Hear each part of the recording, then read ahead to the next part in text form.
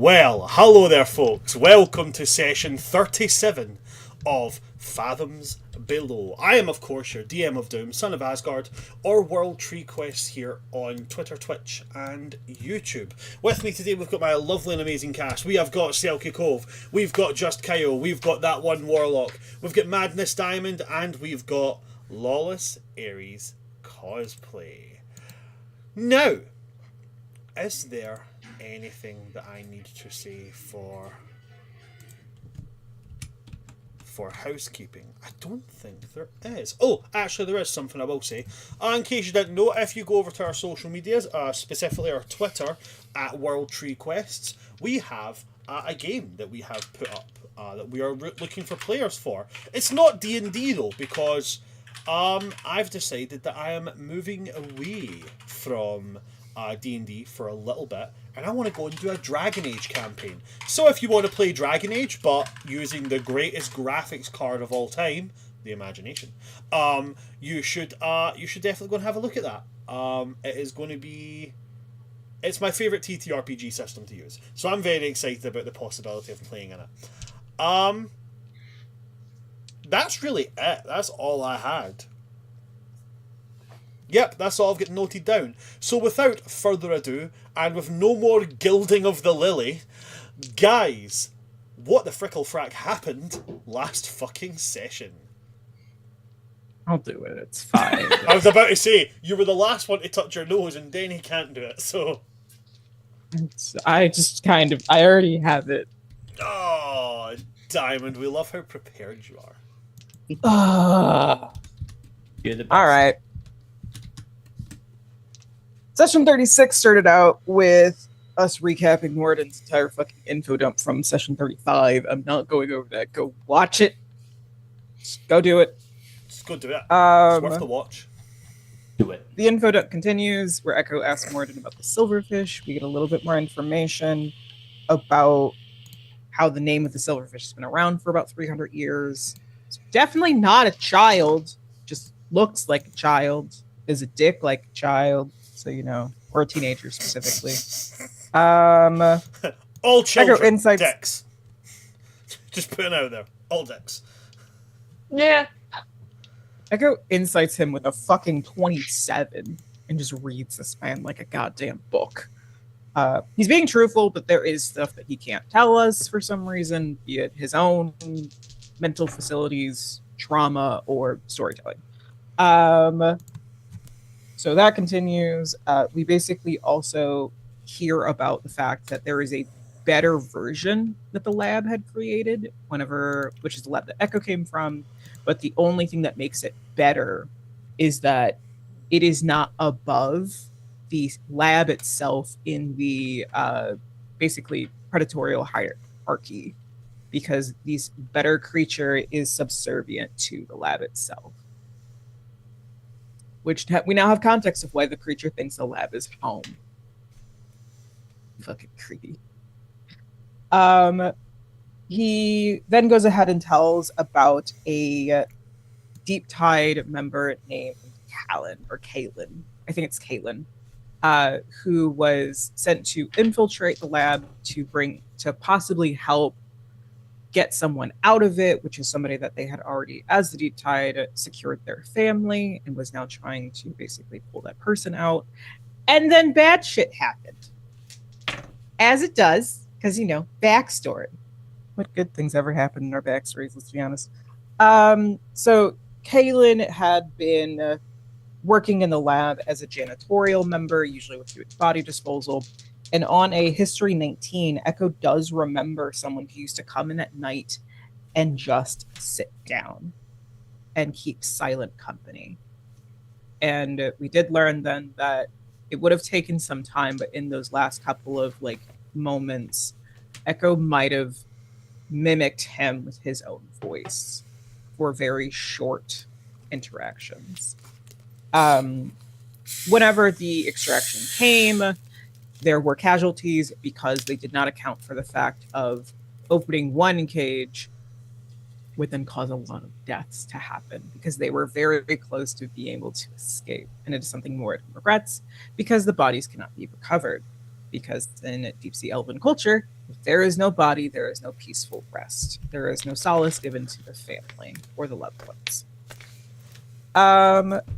And so Echo does in fact describe Kaelin to Moradin and confirms that it is in fact the same man. Moradin also confirms that Kaelin's entire family did grow up within the Deep Tide organization.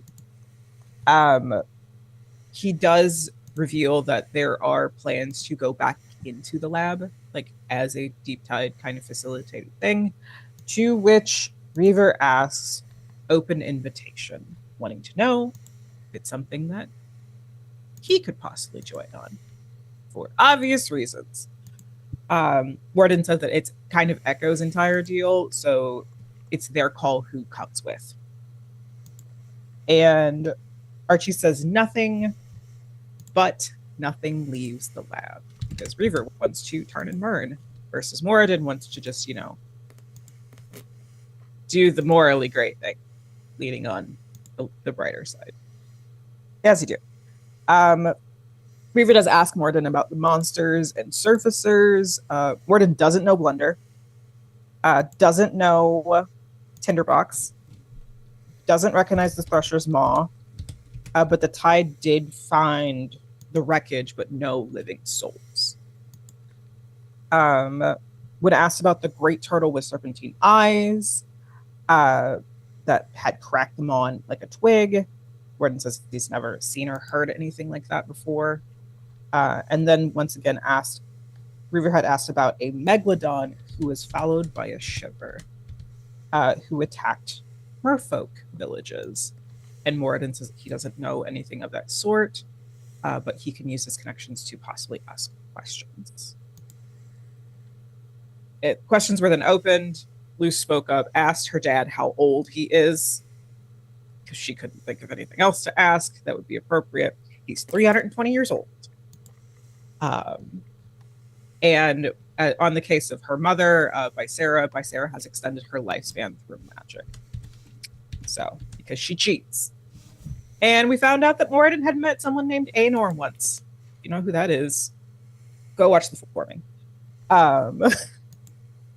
Eventually, everything does settle down. Luce and Reaver take watch. Luce does some Wreckborn tattooing, aka carpentry, on Reaver's back on the ship wheel, carving a couple of names. And they have a bit of a conversation. And Reaver had asked her, it's like, about possibly giving a high five before a dance or a fight. Those who don't know, go watch previous episodes. You see Reaver give somebody a high five. I've agreed to bad things, apparently. Feather does get up and leave to go tend to himself whenever Luce does go inside after spending some time with Reaver and finishing the watch. And whenever Feather leaves walking into the darkness, Reaver follows. The two of them do have a conversation about basically the lichiness and love, kind of, and how that kind of works, being someone with an extended lifespan dating someone who does not have one. And Feather coming to the realization that one day Luce will die. And he's having to do this balancing act of, do I ask her to do something possibly horrible to extend her lifespan, or do I fix the lich problem and possibly become useless because I lose everything that makes me powerful and useful to this group? They have a brotherly conversation. They get along, which is the strange part, in my opinion. But Archie does comment specifically to Feather that Feather would kill everyone for Luce, which is something to be admired or warned about. The vibe was kind of both. I never can tell with Archie. And the quote being, "You gave up everything to become a lich. Take everything to keep her." And yeah. So then there was commentary about Feather asking Archie to make sure that Luce doesn't end up locked in the box. And he says it was always cramped in there. Brotherly bonding time aside, Feather uses the phylactery to heal, consuming the Grecian merfolk's soul. And then Feather the Lich goes back and Celia comes forward. So, and then from there, we basically took the long rest that we all desperately needed after Ariel had gotten in his training session with Archie, where Archie was not very nice about correcting form, as you kind of need sometimes. And then the long rest happens, and Reaver has some lucid dreaming about fighting and dying to a god thousands of times over the course of a long rest. Waking up after it, the madness from the fucking corrupted hell creature we fought beforehand that Echo was sleeping in the body of. Just nestled up inside your cavities there. Yeah. That madness is now gone because Reaver was wanted to stay. Reaver didn't have the insanity or madness because this god wants Reaver to remember every single death. So Reaver's probably internally screaming, let's be honest. And then Morden wakes up Luce. Luce and Morden have an awkward moment. Luce decides, I don't want this to be awkward anymore. Oh, wait, awkward. I need to go talk to Feather. Talks to Feather. Kind of. Things are kind of reality show-ish. In that something is construed as Feather thinking that Luce is trying to propose to him.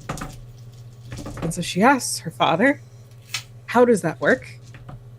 Father reveals, technically, Mother and I aren't married in Sicalian society, married in Deep Sea Elven society. Luce thinks about that, goes back to Feather, just kind of shrugs and says, if I proposed to you, you would know. And then the echo surfaces from the body of the creature. Mallet screams like a little girl. Feather sees this and thinks Echo's in a good mood. Luce is unfazed. This is just normal. Absolutely. Reaver, I believe, is still asleep at this point, I believe. And Warden's just like, all right, that's a thing. And Ariel wakes up from a nightmare, which then goes into a whistling sound that can be heard. With perception checks, Ariel clocks it, but Archie is the one who recognizes the tone to be a surface shanty. When looking outside, we get the image of Blunder with 10 mummies at his back.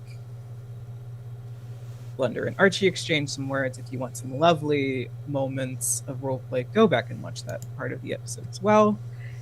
And finally, we find out Blunder has been sent here to bring Ariel back to Father, but not so much for the rest of us.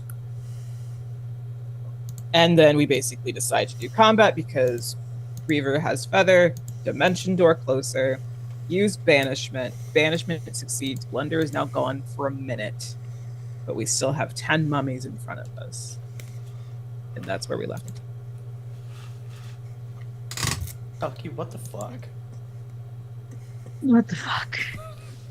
Why me? What? You know what you did. You know, that's accurate, though. Like, yeah. Fantastic. Thank you very much for that, Diamond. That was tremendous. Very detailed as well. We always love it when Diamond does it because we get reminded of absolutely everything that went down. Another thing that's just been brought in, since it's been made public, I didn't want to give away information just in case, but since somebody else has already done it, happy birthday. You're old. Happy birthday. How you doing? Happy birthday. Happy birth. Yes, it is the birthday of our lovely, our very own tearer of limbs, ripper of spleens, and general masher of faces. The BBG Annihilator himself. Yeah. Also, because it is our special BB's birthday, I would like to gift this to them. What? Oh. Well, What did you do? What did you do? You gotta live long enough to use that. Yeah, we'll see if I live long Roll enough. for 20. Make Yeah, it a but yeah. natural. Yeah. I would like to gift that to Kyle. I usually have a rule that you can't do it for your own part, your own campaign. Straight. But as it's a birthday gift, I'll allow it. So Kyle, Okay. you can choose any dice roll. You can just make it a nat 20. Cool, I'll let you know when that gets used. It's not getting used on mummies. We even have to fight them. Whatever Echo's planning. Without further ado, guys, I would like you all to roll for me. Initiative. Let's go! I'm not even looking at which one I'm picking. Alright, Selkie, roll low. Please roll low, because for once I rolled a 17, which means I'm on a 21. I might be going well. You didn't roll low, shit. I need to remember everybody that when I'm going to go through them in number groupings, so don't tell me them just yet. That's how we're going to do really well. These guys. For Maddie who's watching, it is a running theme that Reaver has not once rolled first or even second in initiative ever. It's always last. It really is. It's almost like Reaver can't really swim, so it makes thematic sense. Yeah. Yeah. Storytelling. Give me just a little moment just to check things. Okay, that's actually not bad. That's terrifying. Oh, yes, Danny. Another thing that was revealed last session is because Ariel was having a PTSD moment with these mummies and the whole cult. Uh-huh. An ability of theirs was made public for the party. Their I forget the name. But, Rotting Fist. Rotting Fist, yeah, which can apply a curse to those it hits. Yeah. The whole don't let them touch you. Reaver 30 foot away from all 10 of them with feather. Yeah. It's in the same. It's the vein of what shadows. They're only CR half. It's fine. If you say so. Yeah. So it's the thing with mummies. Right. Okay. So I'm going for initiatives now. Okay. Who did anybody get above 25?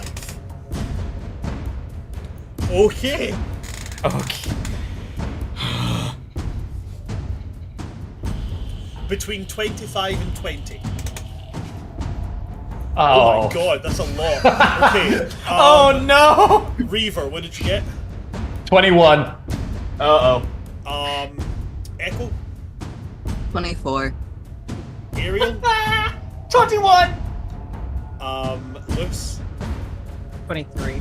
Okay, so we got... No. Oh! Hey, the healers are going last. That's a good thing. No, it means Yeah. Echo's plan's happening. We can't stop it. Reaver, Ariel, who's got the highest initiative modifier? Probably Plus Reaver. 4. Plus 2. Okay.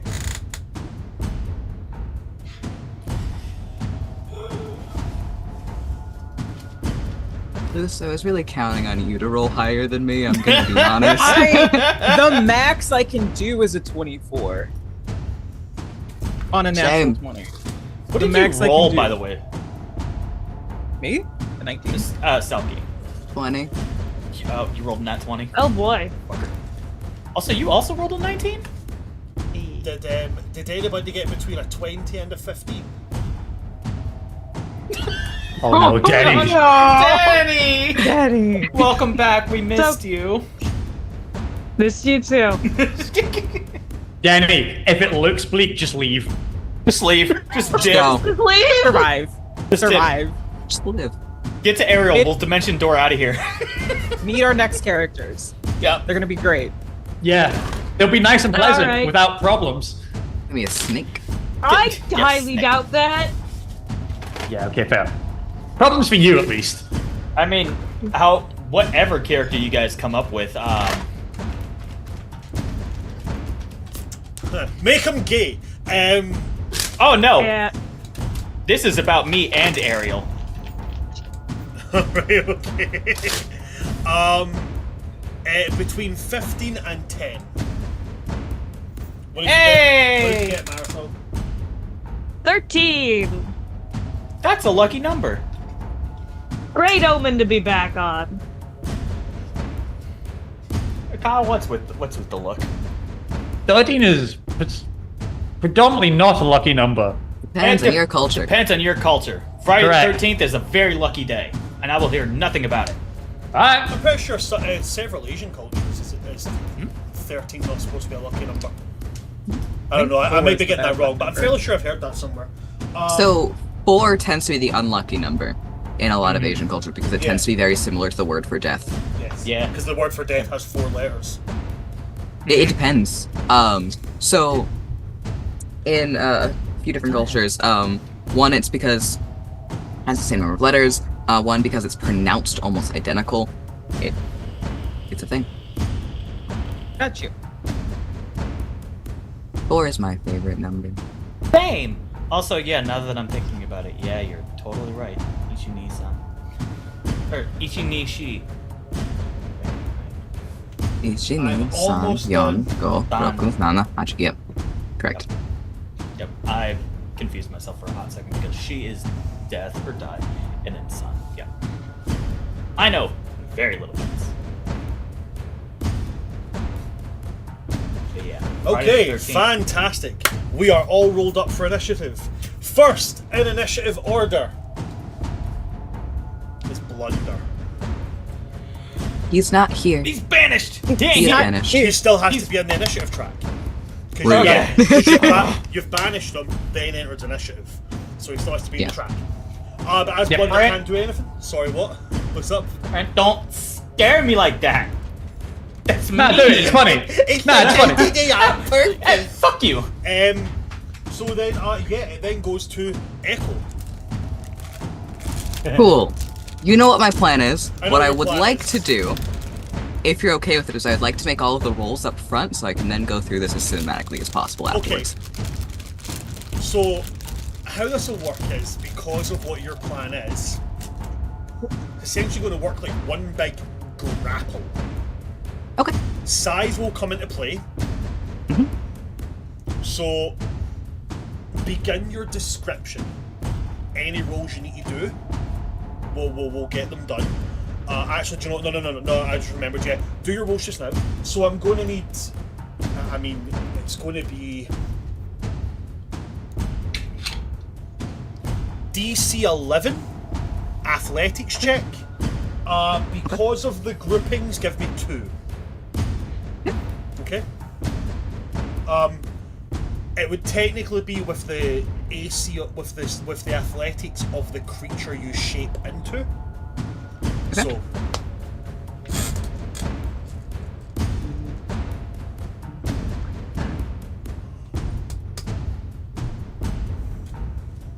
We have the same athletics. I'm just gonna roll. Go for it. Do the thing.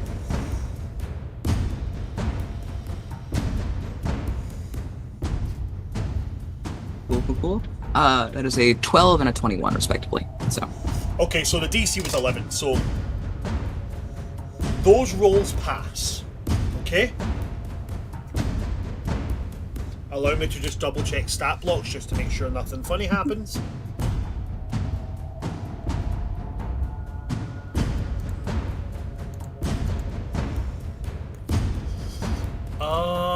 I don't see anything funny happening. So that I believe that's all the rolls that will be needed for this turn. no saving throw on this turn then. Cool. No saving throw at this point in time. Yep. Okay? Yep. There will be no saving throws on your turn necessary. Yep. So, with all the rolls being done, everything else is completely by your discretion on what you do. I will have it be said right here, I've had this walked through to me, this is not rules as written, this is rule of cool, and as I am God, I have said this is cool, therefore it's a rule. So, By all means, Sir Echo, please take it away. Thank you. So,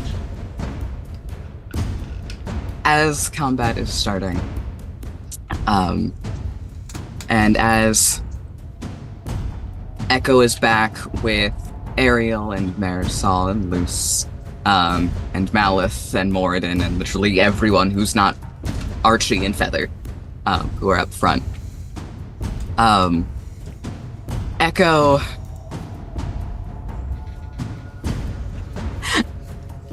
Echo wild shapes. Echo goes a little ways away from people, and then wild shapes. And Echo wild shapes into a giant white moray eel. But the thing is, they don't stop growing when they're at the usual size. They in fact don't stop growing until they are at the size category of colossal. So to explain, from an older edition of D&D, there was more size classes. So you had the standards of tiny, small, medium, large, huge, gargantuan.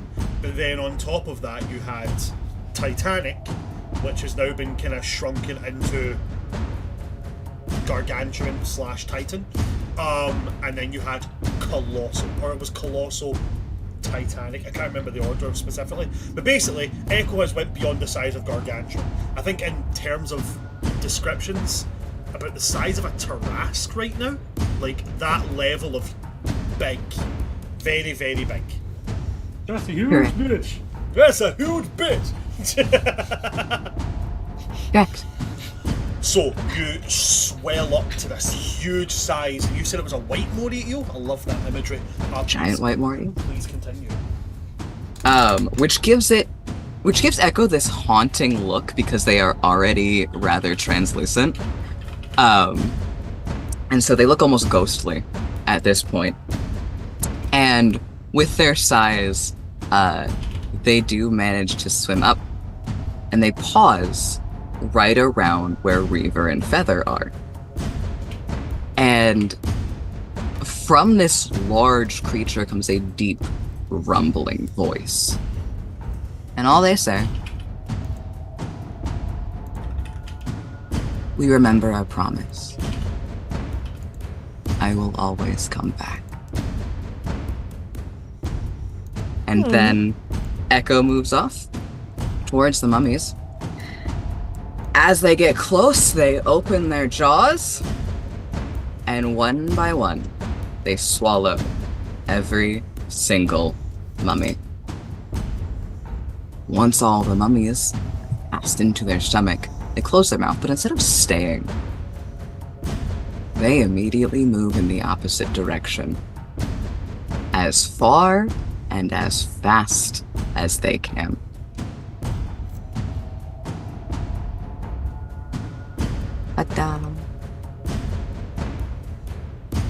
And I believe with the discussion that we had, that would be 120 feet away, yeah? 120, 130, yes.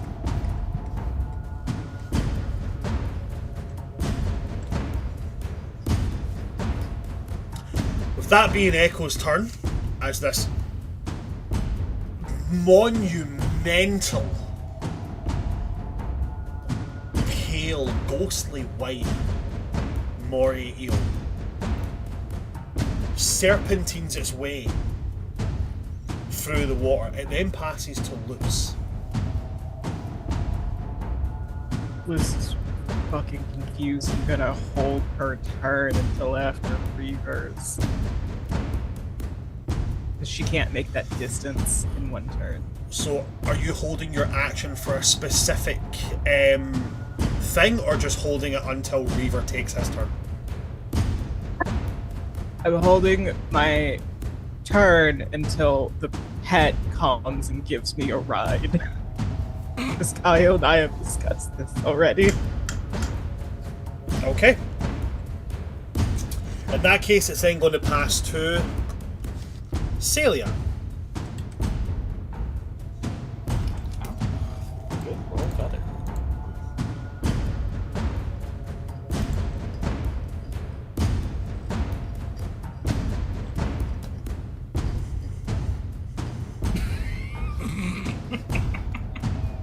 what to do. Right? Phenomenal Put me in there, cosmic, coach. phenomenal cosmic power. Fuck all to do with it. Everyone. The fuck I was that? stole your enemies. I did. Phil's just incredibly confused right now. Yeah, Celia's going to do the same thing. Celia's going to hold his action, looking back at Luce with a facial expression of like, what do I do? Doesn't say anything, but the facial expression is just, what do I do? Is yelling "what the fuck" a free action? Talking is a free action. As Celia's holding his turn until Luce takes their turn, Reaver, it goes to you. I need a distance measurement. So Echo moves 120 feet. Is that 60 feet away from where Feather and I are because they were 60 feet behind us before, or is it 120 feet from where we are? 120 feet from where you are. Fuck. Yeah, it would have been 120 feet from where the mummies were, specifically. Oh shit! yeah. Actually, yeah, because it was a 60-foot movement forward, then the 30 feet to get to the mummies. Yeah. Okay. This was the part that was permissioned. This was the part that was Correct. that was things were given up for this. So Okay. So yeah, technically from you, Reaver, 150 feet. Because you were 30 away from the mummies. So Yeah. 150 feet. I don't have the speed to catch that.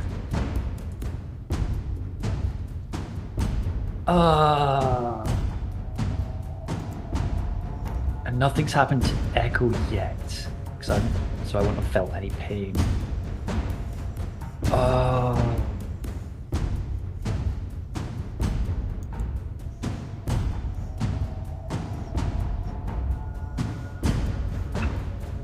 Selkie, heads or tails?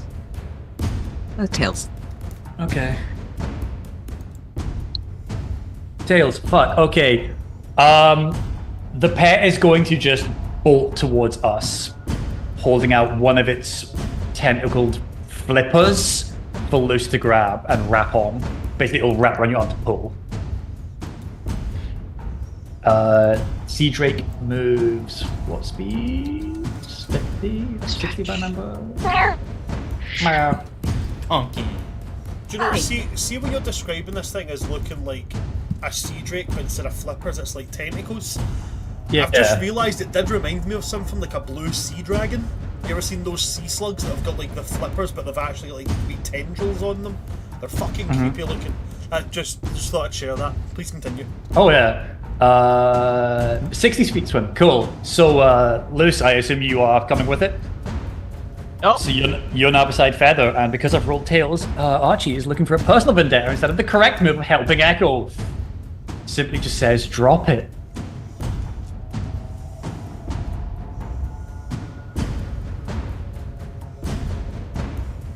At Feather.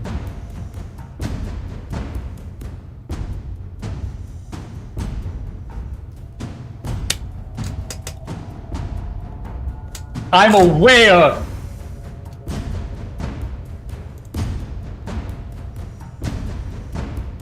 Bear with me a moment, just to double check something. Because banishment's concentration, you can drop that at a moment's notice. Oh. Kyle, Yeah. I just need you to know I can feel the gray hairs growing. Yeah, don't worry. I need to make a roll. I'll be a white fox by the end of this. Yep. I just Okay. Selkie, Kyle, you know what? I wore this shirt special for you. Yeah, correct. Yeah, that's a 7 on the dice.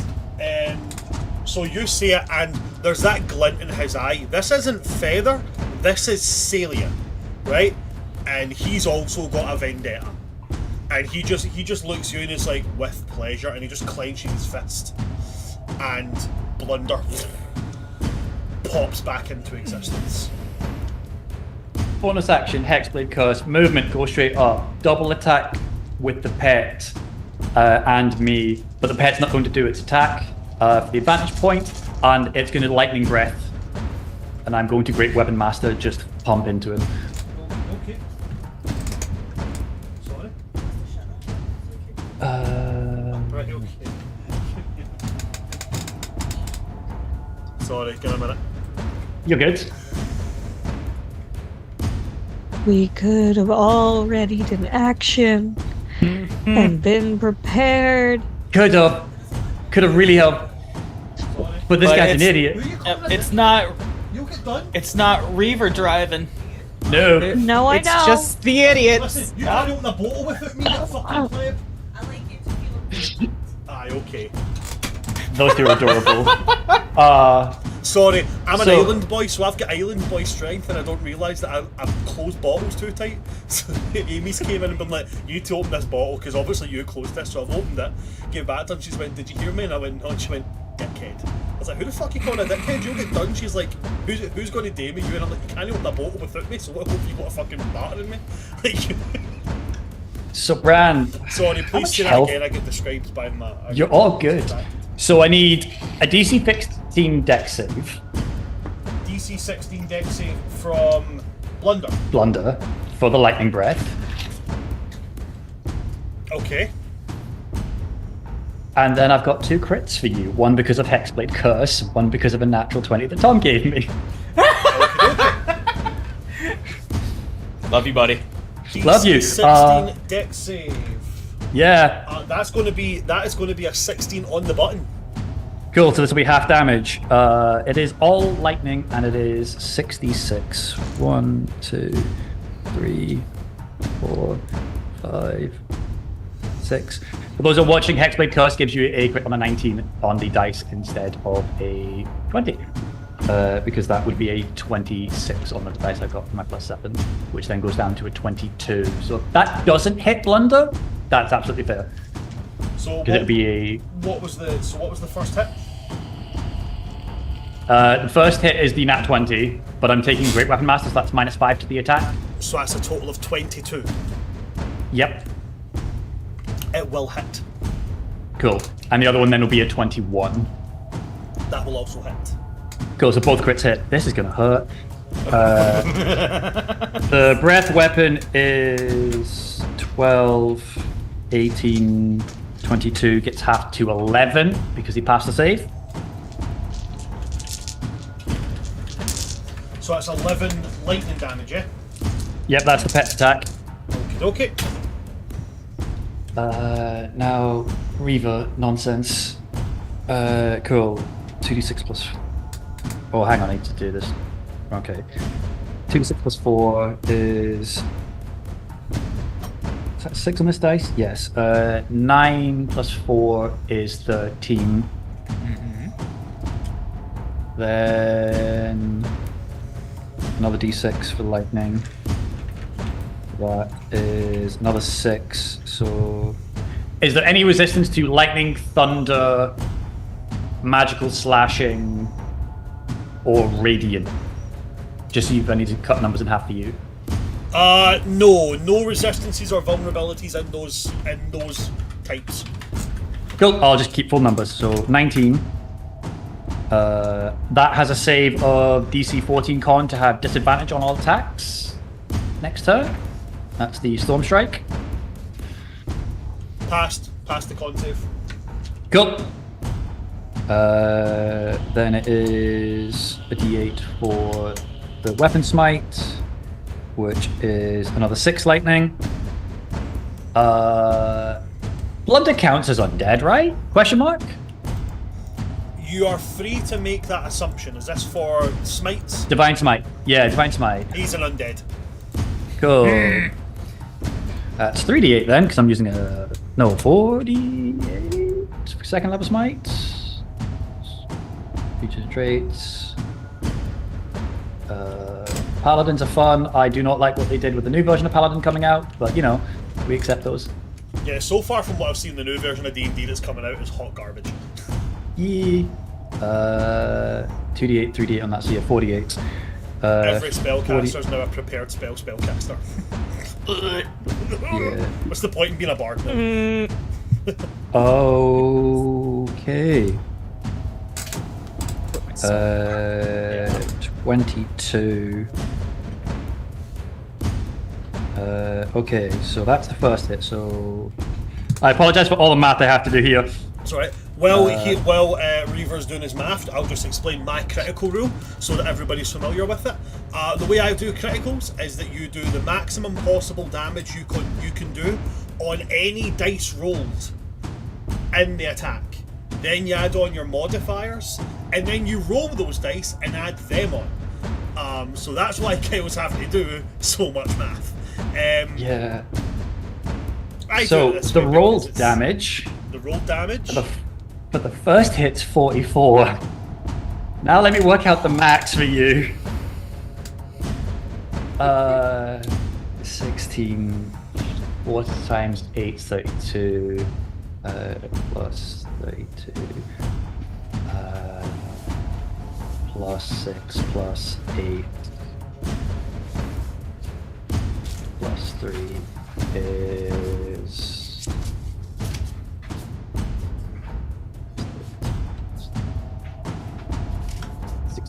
109 damage on the first hit. 109 damage in total. Yeah. Okay. And then I have to hit him again with another crit. So just remember what the maximum damage was. Yep. Oh, I've got that written down, don't worry. And then all you've got to do is roll your damage. So 109, what's the max possible damage? 65. So 109 plus 65 makes a total of 174. Now just roll your dice, don't add your modifier, and then just tell me Yep. that. So 174 brings us down to... Blunder's had one heck of a day. Is that 109 with the damage that your pit did? No, that's me. There's more to go. Don't you, because he's Hexblade cursed, don't you add more damage? Yeah, I've added that too, don't worry, that's added Okay. in the... Yeah. And also because I've... Oh, sorry, correction. You've reminded me of Great Weapon Master. Thank you. Add 20 to that. So that's Yep. to the first hit, so that's 40 actually added on total to these two crits. So that's 218 plus... Happy birthday. Yeah, hey, paladins are funny. Paladins are a great laugh. Yeah. The fun thing as 15 well plus is 15 this isn't plus even the worst subclass of paladin. Like, if No, this- it's not. If this was an Oath of the Ancients paladin, this would be so much worse. Yeah. If this was an Oathbreaker paladin, this would be so much worse. So it was 178 plus 40 is 218 plus 46 is 258. 264. Done. Do you need the numbers for the damage that happened before this? No, I'm good. I've been taking note of everything. Alright. So, Reaver, you come in with these two massive wailing strikes, driving this blade into Blunder, Yep. and with each strike on this warped and twisted half-orcish body that you strike, the clap of thunder that emanates from it pulses out, almost pushing all of the water away from everybody within a 30-foot range as it strikes. And it's, as it hits, it almost strikes in the shape of like a manta ray. Like, you know that way where like it peels out at the edge? Like the wings? After both of those strike into you, that is the end of your turn. Yep. He's still After you strike Oh, him yeah. with those,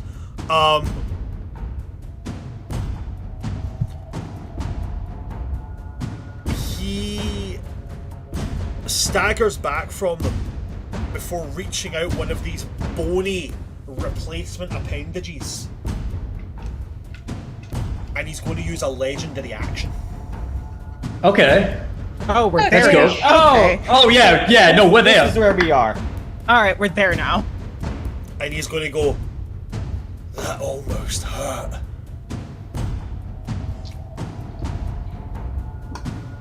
Time to relive that cage.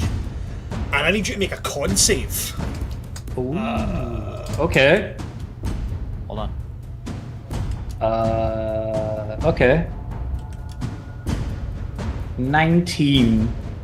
19. Okay, so 19 will succeed. Okay. Is this force cage? No. You don't know what it is because you succeeded. Oh.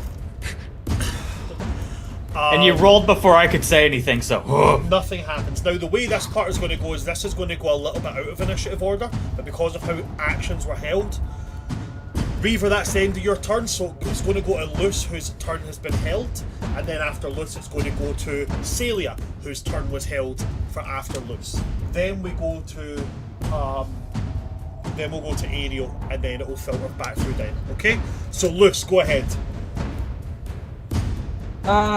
Bait and switch on Reaver immediately. Buddy, you get a +7 to your AC Okay. until the end of my next turn. So that is one of my superiority die spent. Have fun hitting him. If I can hit him. Huck. Yeah, All right. 21 hit, I'm so gonna you're just- good. I'm just gonna smack him with 2. I'm gonna rage. I'm gonna fucking rage. That seems like a good idea first. Yeah, let's go! Sorry, I'm checking off things as I go. Okay, I'm gonna smack him with 2 for 2 hits. Okay.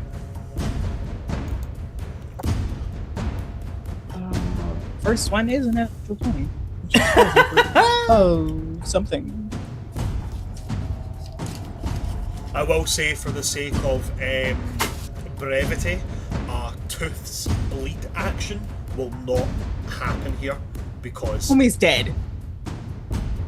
Homie's dead. It's fine. he can't bleed. I've So done. He cannot bleed. This is also Cannot. a familiar weapon to him. So yeah, oh, I should probably say, but yeah, no, never mind. We're up there. Okay, so natural 20. I know that Tooth's max on a natural 20 is 11, so then I just roll the damage for it. Okay, which is somewhere. I'm sorry, I'm stunned, apparently. IRL right now. Fuck! God damn it, Kyle. God Listen. damn it, Selkie. Right? Someone is like, hey, here's the nat 20. And they're like, oh, cool, let it all rip. I have so little damage left in the tank after this. Let it rip. Okay, whenever I Beyblades. rage, my rage dice is my rage modifier is added into that as well, right? For the crit. yes. Okay, so it's 1d8 plus 5.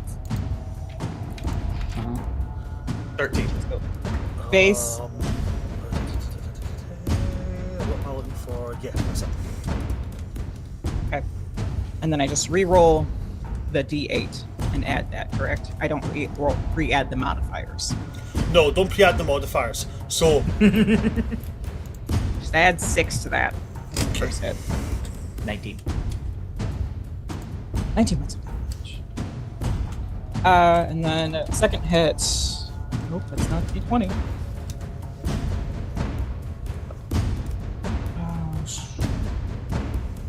Does an 18 hit him?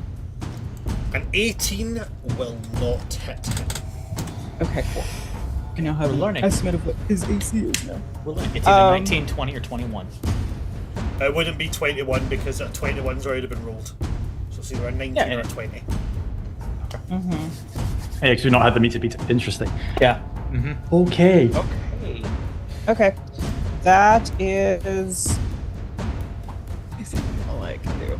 I've hit him. I've bait and switched you. You now have a +8 to your AC to the end of my next turn.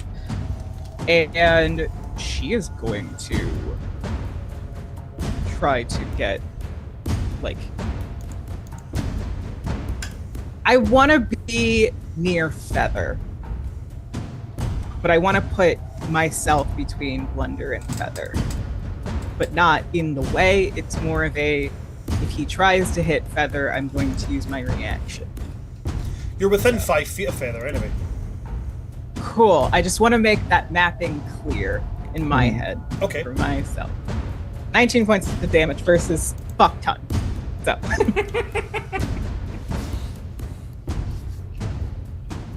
Alrighty, How's is the that save everything now? for you, Luce? Yes. Now it's going to go to Celia, and Celia has this look of... I mean, I was going to say a look of hatred. Celia doesn't do looks of hatred, it's more of like he's frowning and narrowing his eyes at the same time, which for Celia might as well be a look of pure dire hatred.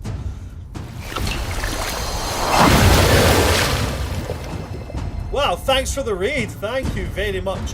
Is that... Woo! The Theatrap Gaming? If I'm saying that wrong, I apologise. But thanks very much for raiding in, guys. Welcome to the show. maybe theater rap gaming? However it is, welcome. You're very welcome here, guys.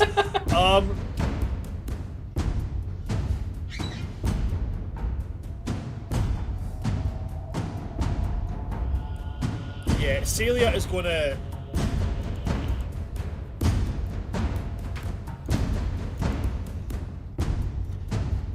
Celia's actually going to step up to him. I mean, he's within 5 feet of you guys. He's not really leaving that.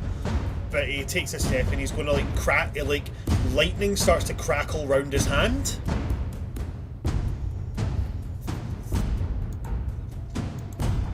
And he's just going to go like... Aim to grab at him. Oh, actually, no. He's not going to do that. He's not going to do that at all. Ignore me entirely. It's definitely not something that he would do.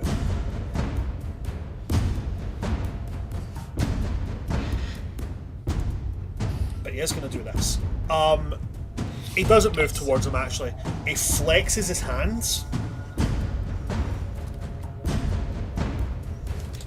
Seeing it written out is still insane. And the water around his hand starts to bubble. And like frantically bubble, like to a rolling boil. And he goes, I genuinely never thought you'd look worse than you always did. And he's going to cast Immolation. As he throws like this little, it's almost like he throws like a little tornado of these rolling, boiling streams, which then just envelop Blunder. And he will upcast that. He's going to upcast that to 6th level. 6th level spells. He's out to cause pain. Lose your boyfriend's hot. Yeah, baby. Marisol, you can now see, by the way, because immolation lights them up. Oh, nice! Before I just saw a shit ton of lightning and I was like, oh boy. I think Reaver's fucking him up. That is going to be failure, so that is...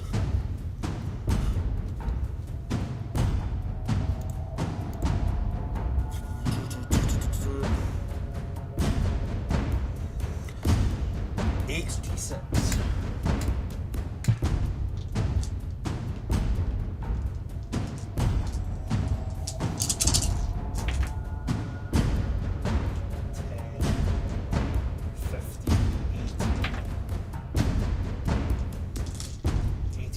Says 24.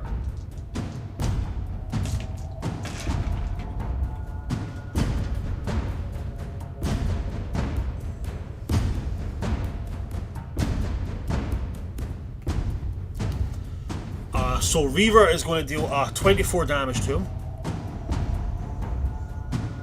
And Celia is going to deal 24 damage to him, and at the end of each of his turns he has to repeat the saving throw, and he will take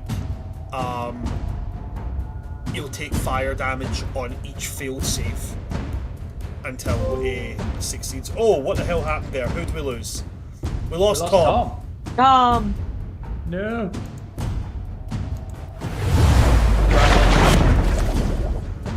They immolated the internet, apparently. Brian, could I get a second save, by the way, for the second hit? I forgot, because I'm burning the second Storm Strike. Just again, DC 14 con. Nat 20. Cool. I expected as much from an undead. You're like, maybe I could give it disadvantage to hit.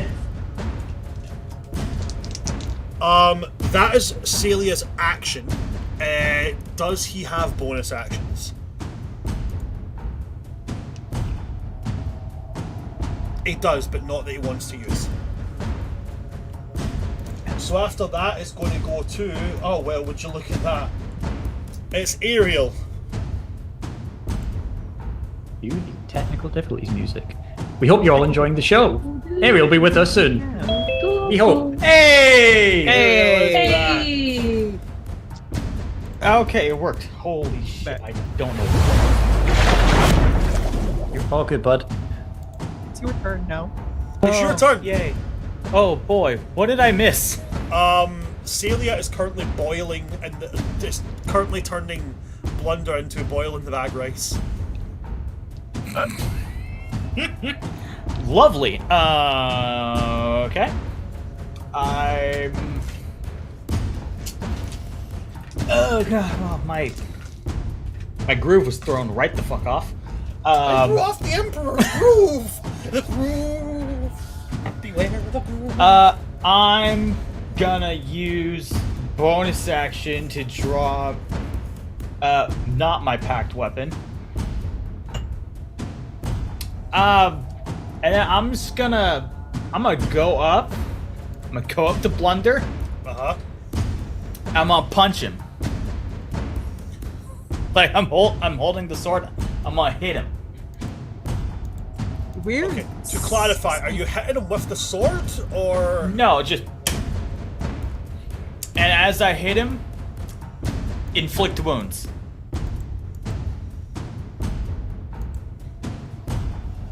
I'm using this fucking rune that I have inscribed into my bracers. Okay. So you run up and you thrust this fist forward. Roll to hit. Now remember, you use your spellcasting modifier for inflictions. Fucking kidding me. Is that nat 20? Nat 20, I'll take a picture of it. No, don't worry, I trust you. Can you roll? So, inflict wounds, the bracer does it at the base level. So that's a Because third it's- level. Because it's the rune and it uses one of my warlock spell slots. Oh, so it does it as the max level possible. So that it's for you fourth is level. Fourth level. So then the max damage on that is 4d10? 6. I'm real concerned this guy's about to heal up necrotic damage, but let's hope.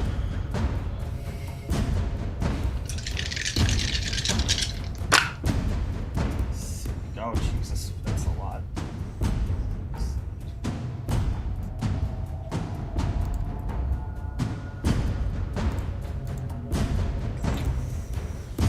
$60, 96 points of necrotic damage.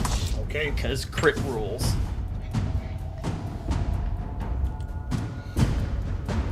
As you strike him with this, he is going to use a reaction. As you strike him, he tears the leather scraps of his old armor off, and you can see that where his breastplate is, and again, I'll happily show the stat block so people know this is not something I'm just adding in. Where he would usually have like an emaciated body with like a breastbone and a rib cage, he has this. It's almost like somebody has bonded gilded gold to his chest and ribs in the form of armor. And when he activates this armor, which he can do as a reaction to being struck with a melee attack, it does a few things. One, he now gains immunity to necrotic damage. 2, as part of this reaction, he can heal himself the amount of incoming necrotic damage from one attack once per turn.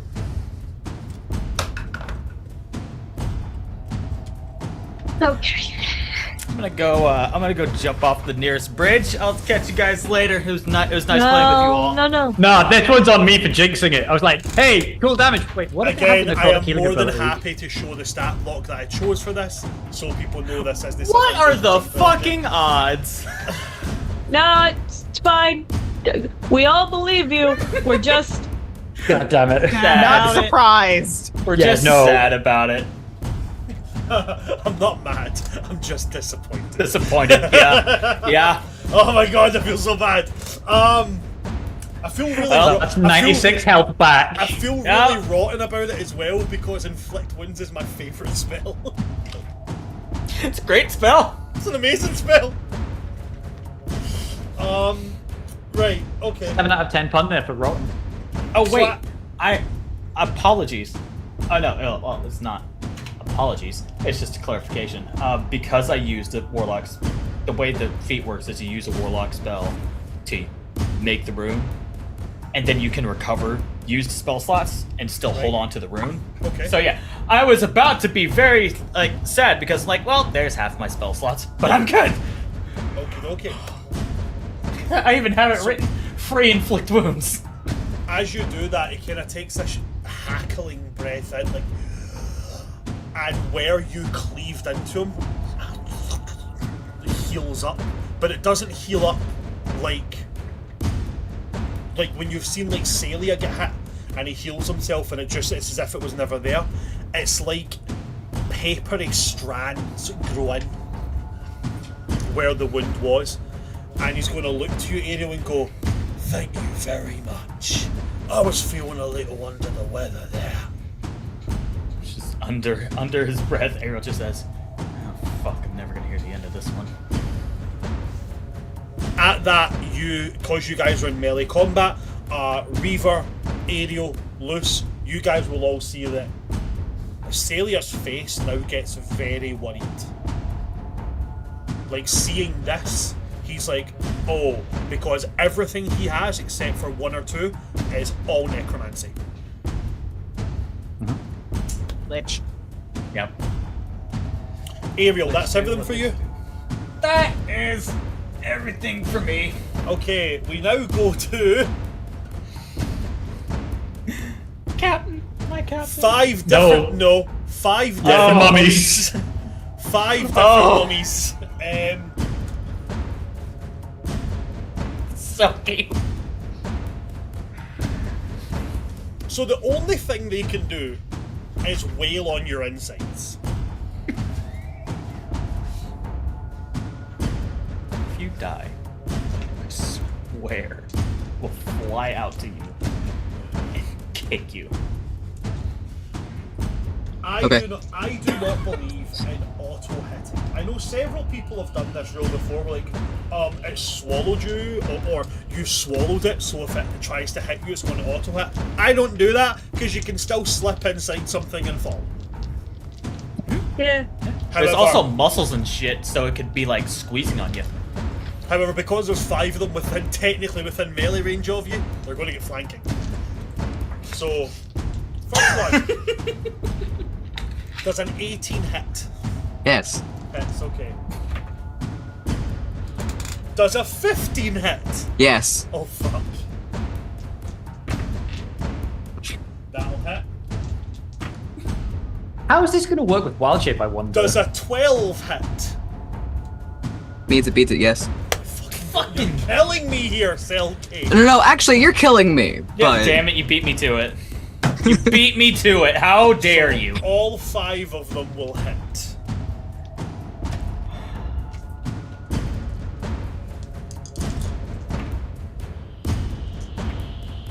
don't look at me in that tone of voice.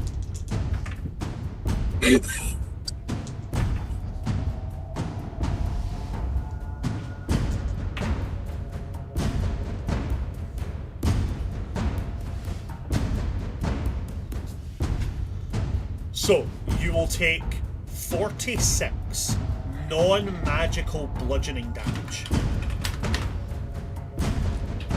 But wait, there's more.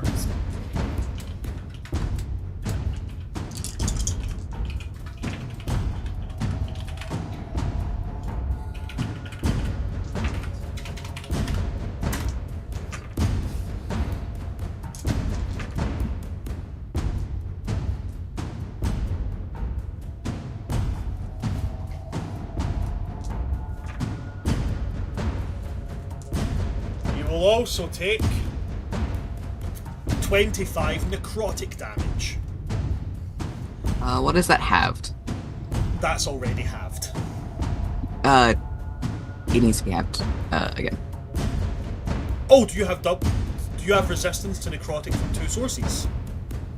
Oh, no, you already counted the one that I have. Never mind, you're good. So Never mind. I already took into consideration you're resistant to necrotic, so I already halved it there. Okay, so with that, I also need you to make 5 Constitution saving throws. Is that before or after wild shape drops? So Oh my god. does wild shape drop before the necrotic damage comes in? No. No. Okay, so for simplicity's sake, right? For simplicity's sake, ignore the necrotic damage, right? So just put that health back, right? Put that Okay. health back.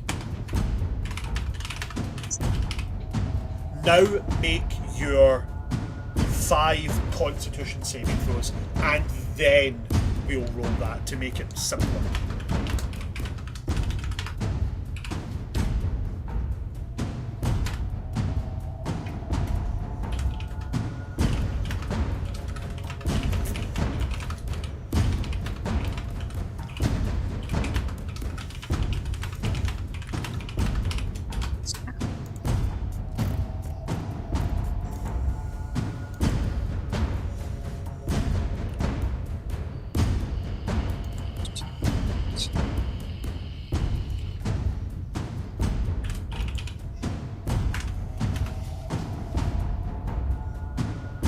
Okay.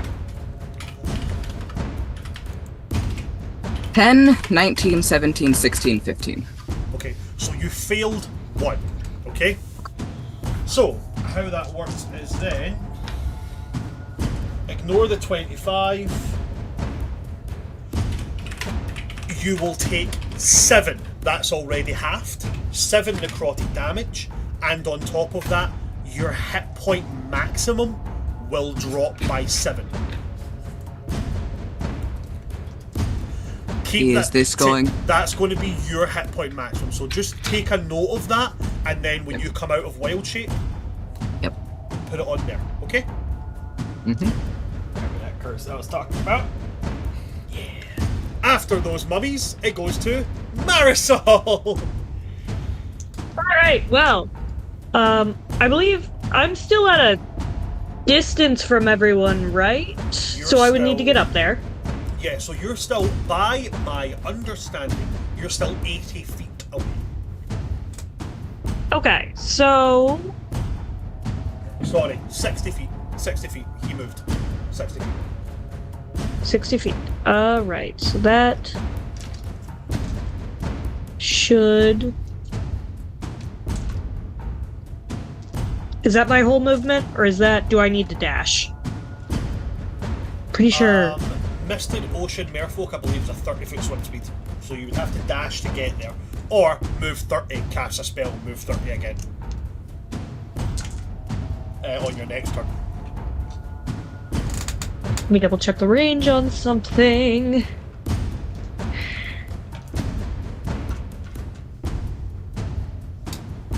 Oh, the range of this is 120 feet. Okay. I am gonna move the 30 feet, and then I'm gonna cast Guiding Bolt because I have a funny feeling that if Necrotic heals him, Radiant might be extra spicy. So we do have a confirmation. Radiant doesn't have any vulnerabilities on him, but it does. He's not resistant to it, so it'll still fucking hit him. Okay, that's a dirty 20. Dirty 20 will hit. Excellent. And I was casting that at 3rd level, so we're looking at 66. Which means for the sake Four. of confirmation, because every other roll has been made except that his AC at the moment is a 19. Okay. I don't like that you said at the moment. So we're looking at a 24. Damage-wise. 24 radiant damage. Yes.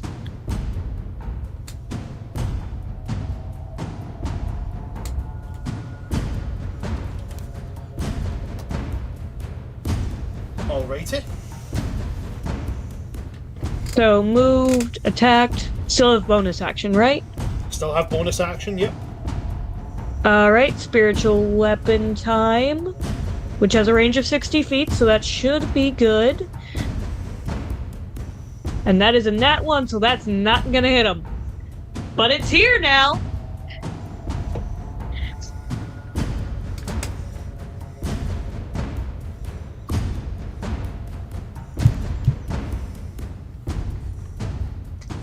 So your spiritual weapon manifests right on top of him, but it doesn't hit. Does not hit. Does not compute. Barely even swings. Did you roll the advantage for your spiritual weapon? Because if you hit with Guiding Bolt first, the next attack has advantage. I didn't know that. That's why Guiding Bolt's really, really good. Yeah, Guiding Bolt's great. Alright, let for that me reason. do an advantage then. That's only a 14, so that's still not gonna hit, but thank you for letting me know.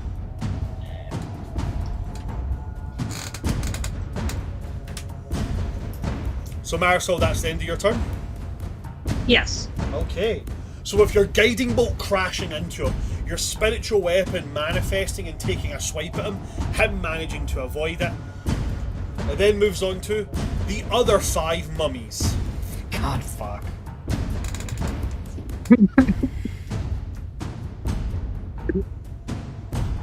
That will hit. That will hit. Double that once! That won't hit! Hell yeah! Hey! Echo, is your... Hello, cat. Oh, that's so cute. Echo, is your AC as Echo any better than what it was before? So, as Echo, it's so much better than what it is in Wild Shape. So let me ask, for the sake of understanding here, how many hit points do you have left in your wild shape? 7. 7, okay. So the first attack alone is going to take your wild shape bang on. Perfect. Okay? I will just go ahead and do So that. we can just wipe away that, at which point you pop out a wild shape and you're now surrounded by 10 mummies. 120 feet away. Yeah. Right. So now it goes on to the other 3 attacks, right? So that one is... give me the stat block!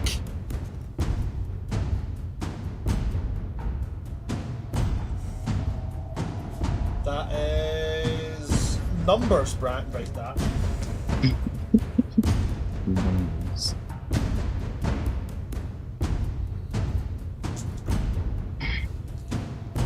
Okay. So then the other parts there is 27 non-magical bludgeoning damage. And now I need from you 4 con saves.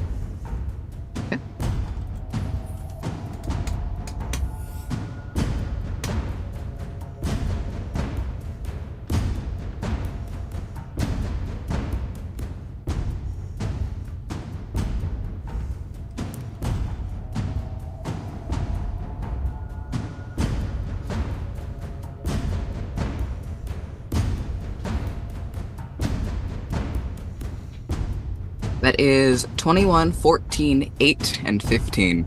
Okay, so again, only 1 failure. So your hit point maximum will come down by 6 that time.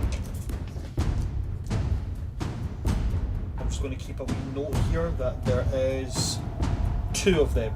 So you've been infected by mummy rot. You can't regain hit points, and your hit point maximum decreases by a number. When you are cursed, and then every 24 hours that pass after, your hit point total comes down. If your hit point total goes to 0, you die. Not only die, you turn to dust. But it can be cured. You just gotta figure out how. But right, okay, so that's all of their turns. That's that all done. That's all done.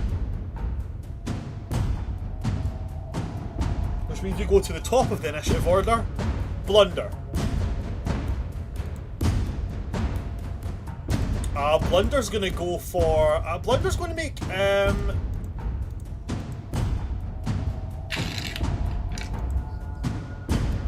He's been whacked a fair bit, so.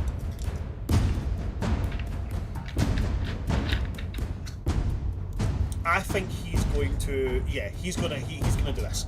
So he is going to give up two of his three attacks to be able to cast a spell, and he's going to make one attack. Counterspell. You don't even know what the spell is yet! No, I don't care. Fuck this guy. Okay, cool. Counterspell at what level? 4th. I'm gonna need you to roll, buddy. It's fine. That spooks me more than like the, hey, I don't even know what it is. Still roll that. Oh no. Okay, what am I adding? 7. Oh, okay. 21. Okay, so you counterspell. I don't trust anything this bitch throws at us. At which point his claw is then going to slice at Celia. Protection fighting style reaction, so he swipes with disadvantage. Swiping with Yes, I heard you. disadvantage. Okay, The lowest roll there is a 15. Helps feathers armor class.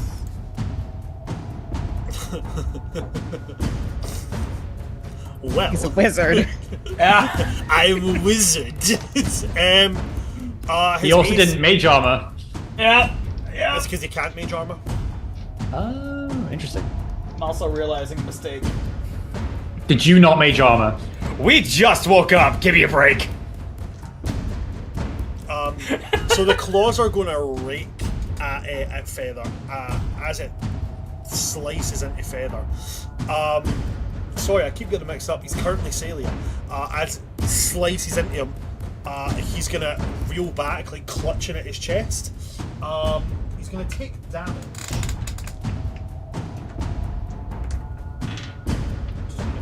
12 plus 9 is 21.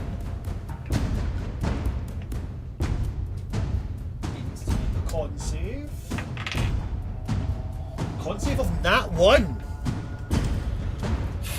Buddy. Heather. At least your boyfriend's hot, but shit.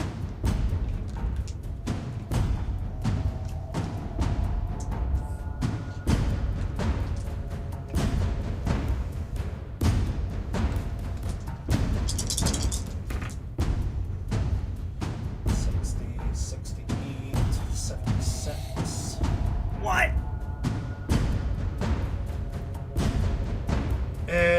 76, 83, 88. So take 88 on that. No, not 880. Shit. 88 on top. That's of... without the spell. So the attack itself deals 21 slashing damage to him. As the claws rake into his body, they leave behind this kind of like green tinged wound. Because he's blessed by the rot touch, he ignores resistance to poison. So Celia's natural resistance to being poisoned out the window. So he takes the full whack, and he kind of reels back from this, instinctively summoning his staff to his hand, at which point Blunder's going to hold up one of these bony fingers, these long... If you've ever seen the artwork of like a bone claw, and they've got those long... But it's like he's got like those arms, and he kind of wags his finger and goes, "Nah, old mate. None of that." And then he's going to turn and look at you, Reaver. You're next. And that's I'm not. Yeah, I didn't really mute that. I'm not looking at Blunder. I'm looking off into the distance, and I have a question when it will get to my turn. Continue, but I'll let you know I'm not looking at Blunder. After Blunder's turn, it goes to Echo. You got 10 mummies around you. Yeah. I did. Got a plan, buddy? Yeah, I do. That doesn't involve dying? I do. Okay, good. So let me see if I can grab this. Do the roar. Where is my spell list? Do the roar. Do the roar. So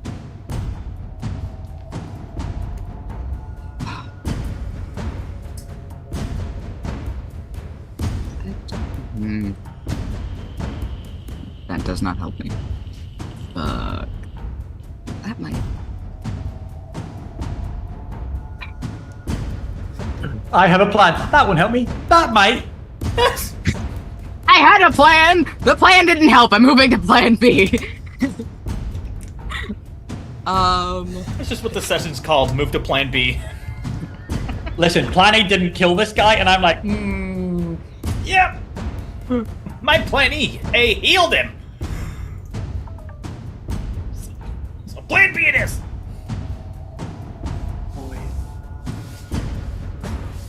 This I'm going to die. But if I don't do this, I'm also okay. We're gonna try this.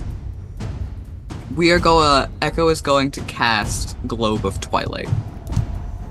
Ooh. In the black ocean of all places? Yes. Let's do this. Okay, Globe of Twilight. Could you describe that, please? Mechanically or aesthetically? Both? Both is good. Porque no Looks good. So aesthetically and mechanically, it is a shrouding sphere of the night sky. That's dotted with miniature stars. Conceals your allies, clearly illuminates your enemies. Lightly obscured by magical shadow. Non-magical light does not function, so whatever. When you cast this spell, you may designate any number of creatures you can see to be concealed by the supernatural shadows while in the sphere. A concealed creature has advantage on dexterity checks, stealth, when inside the sphere, and may attempt to hide at any time. Because the area of the spell is slightly obscured, creatures within the spell's area have disadvantage on wisdom perception checks made to see those outside of it. All other creatures in the area are dazzled by the light of the miniature stars, causing them to have disadvantage on all perception checks inside the sphere. When such creatures enters the spell's area for the first time and starts its turn there, it must make a wisdom saving throw or be blinded until the end of its turn. Okay. And you said that it lights up enemies. Did I hear that right? Right. Is that for you or for everybody? Everyone I designate. But Echo has not designated anyone except themselves. I'm not going to designate a mummy. Okay, so is that your whole turn? No, no. Okay, I need to move. Okay. So that is just hoping that they won't be able to. It's easy. That's all I got. That's literally all I have for that. Echo's gonna now have to move out of their range. Okay, so mummies don't have immunity to being blinded, but they've not made the save yet. No, they haven't. Does it say when they move into it, or when they start their turn in it? It's when they move or start their turn. I recognize that, but it is literally all I can do in this moment. So what I'll do is I'll meet you in the middle with them. Okay, as you move out, I'll make them roll at disadvantage with their attacks of opportunity. Okay.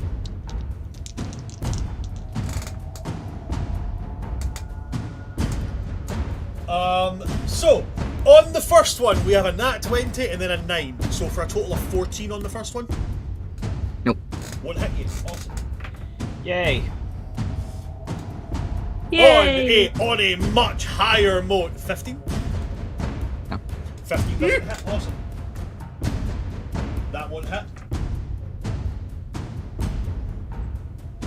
That might 17. Meets it, beats it. Yep. So one of them is going to get you. One of them's going to get you. Okay. Nope. Nope. We're at 5, 6. No, this is 9. Oh, even better. Cool. You said 17 was a meets it, beats it? Correct. Nope. Okay, so 2 of them are going to get you. Okay. As you dip out. 2 out of 10. As Meatloaf once said, 2 out of 10 ain't bad. No. I thought that song would have had a much different message if it was 2 out of 10 ain't bad. That's 2 ones plus. Is it plus 3 or plus 5? Plus 5. 20% of the time works every time. So that's going to be 13 bludgeoning damage, and I need 2 con saves.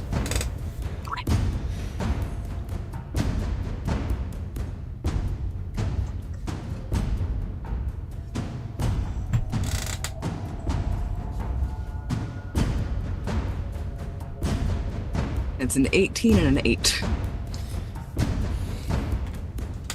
So you have 1 more touch of mummy rot on you. Yeah. I believe somebody kind of famous said the words, "Get the fuck out of there." So on that one, your maximum hit points will come down by 10. That's your 3rd stack of mummy rot. Yep. I mean, for being surrounded by 10 mummies and only having 3 stacks, that's not. And that's three different rounds of being hit with it. That's not bad. That is not terrible. It's not the worst. No, it Okay, is so not. you are now out of there. Like, you're now out. You're 30 feet away from them. 40. 40 feet away from them. Okay, fantastic. Is that everything for yourself? Or is there anything else you want to do? That's you. We're holding on. We're holding on. There is one thing I want to make sure of. That is... Check bonus actions, check special actions, check every action. That's always what I find myself doing when it gets to squeaky bum cheeks moment. I'm like, how many actions? What can I do? Like, what reactions do I have? Opportunity attack. Does this count? Check everything. Nope. That's it. Go. We move on then to Luce. So, Luce, you're up. Damn it. Okay. Bait and switch on Reaver again. Yep. Ah! Well, that one's gone. Goodbye, dice. I love You get this. 6 to your AC. Bait and Cool. switch on Reaver. Bait and switch on Reaver. Celia in the background. My AC's 13! Listen, I know! I'm not gonna have to bait and switch on Reaver next time. Yeah, bait and switch on Reaver, expend that superiority die, you get +6 to your AC, and then I'm still raging. I already smacked this motherfucker last time. There's not a whole lot I can do. Bonus action, shield bash. And I'm gonna go with... I'm just gonna go with a fucking shield bash. With the Siren Song shield, which is D20 plus 5. Do I add my rage to shield bash? I think I do. Yes. Correct? If it's a melee attack, then yes. Strength based as well. Yep. So that's actually +7. Oh. Fucking. Kyle, could you do math for me? Yeah, sure. What's up? What's the 7 numbers? plus 12. 19. Too much math. I got you. 19 on shield bash. Where's my cheat sheet?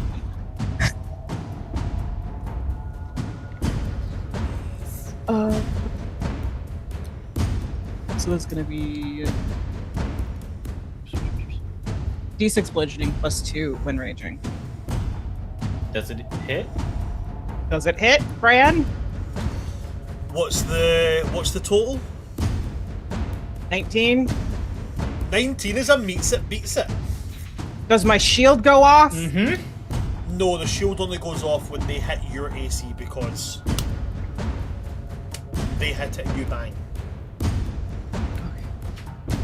It's like That's kind of good though, because we're all right beside it. Let's not it's- focus on. We are. The shield is like having an extra +1 to your AC that when they meets it, beats it, hits them rather than you. Making sure. Because I'm about to. I don't want to nuke somebody on accident. I think you might actually kill Celia if Heather. that went off. this boy's scraping by on a hope and a prayer. That's 8 points of damage from shield bash. Bludgeoning damage, mind you. And then he has to make a saving throw, right, to not stagger back. Oh no! That was the other form. if I was of it. doing a pushing, Yeah, I remember. if that. I was like ramming him, but I'm hitting him with it. Because I could try to push him back 5 feet with Shield Master.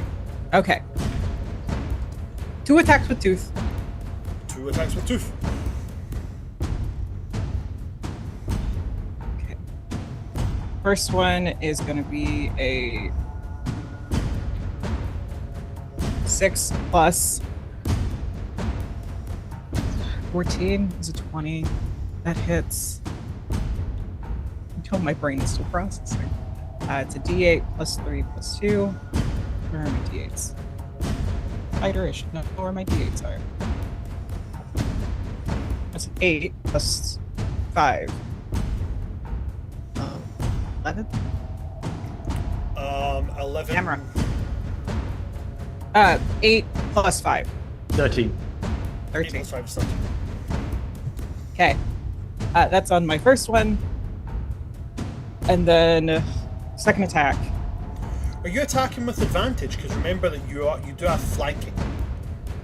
Yes. Cool. We're all within 5 feet of him, so I'm Yep. attacking with advantage. The next one is 18 plus 6. Okay. So that'll be a total of 24. Yes. So the 24 will hit, the 13 won't. Oh no, the 13 was the damage I did on the first hit. Oh, First right, hit was jeez, 20. okay. Yeah, the first hit was a modified 20. I Right, think. okay, Kyle, cool. correct?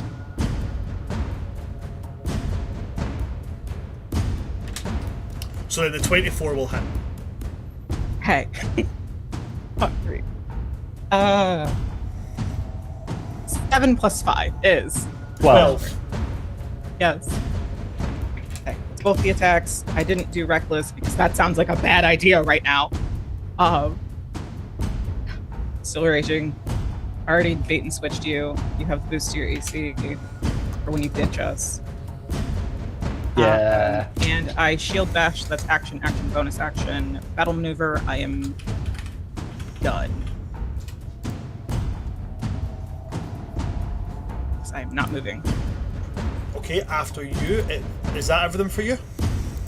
This is everything for me. Okay, so then after you, it's going to go to Celia.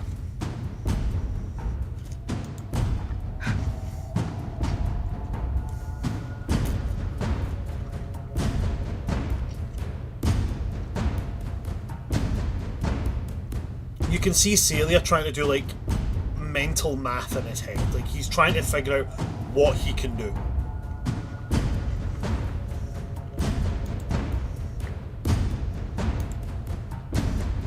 Oh, I have one more thing. Oh, It's okay. just go for it. talking. As she's smacking Blunder, she's going to look at Celia and just say, "I love you. Don't die." That's it. Go to confidence for the later. They meant to do that last time.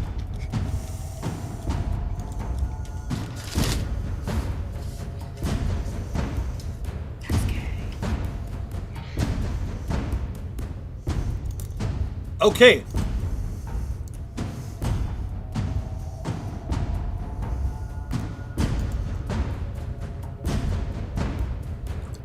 that note, he is going to...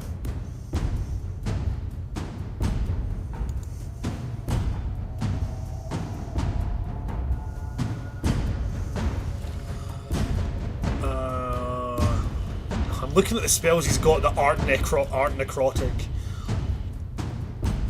It's Is Blunder still immolated, by the way, after their turn? No, if it succeeded. Cool. yeah.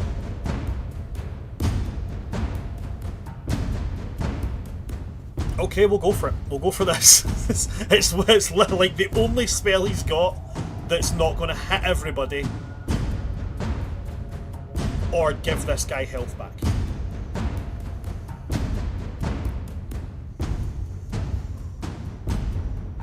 He is going to... When you look at him and say, I love you, he's going to look at you and he's going to say, I love you too. I'm sorry. And he's going to pull his phylactery out. As a bonus action, he's going to get rid of the last soul he's got inside it. So you see this manifestation of a Triton-looking humanoid come out. As he pulls them out of the phylactery, the black overtakes his eyes and the guise drops. So the lich manifests. And he's going to destroy it in order to give one target disadvantage on the next spell he casts. And then he's going to cast Hold Person.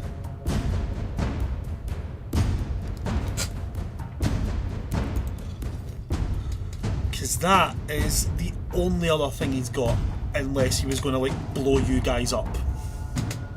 I get advantage on saving throws against magic users. I mean, 5 feet of me, so I would be good. Also, I really thought Feather was going to be the type. Going to be the type to what? You froze. Do the I love you, I know. I know. Yep, that's what I was thinking Damn, too. I thought that's what I was about to get. No, it's I love you too. I'm sorry. Okay, so because of the disadvantage, you will fail on that. Okay. So Where's Moradin and Malith in this fight, by the way, cowards? Moradin and Malith cannot move that fast. They're coming into combat in this turn, but last turn all they could do was move. Like, they Cool. dashed for their turns. That was it. That's all they had.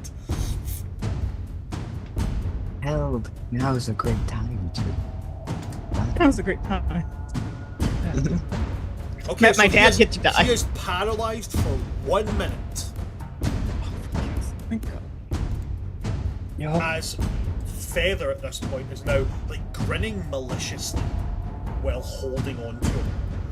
This could in fact upset all my plans, because paralysis. I did not take that into consideration. Reaver, your turn. Echo, I have a question for you. How much pain am I in? A lot. It's bad. So on top of the pain from being attacked by mummies and from the curse, for some reason that wild shape hurt really bad. Okay. So for those who are around Archie and the pet, the most harrowing, unintelligible, no word, just echoing roar, scream is going to come out, both of the creature and me. And I'm gonna dip. I'm gonna use my pet to take me towards Echo, and it's gonna dash until I find Echo. Then in that case, he's going to get an attack of opportunity. He's paralyzed. Oh shit, so he is. Fuck. I forgot my own thing. Oh, I was absolutely about to accept that attack until you went paralyzed. I'm like, well, that's a little bit better. So my pet can move up to 120 feet. Do I find Echo? That goes 150. But Echo moved Not 40 anymore. feet. Echo moved 40 feet. Oh, I can so move 40 yeah, feet.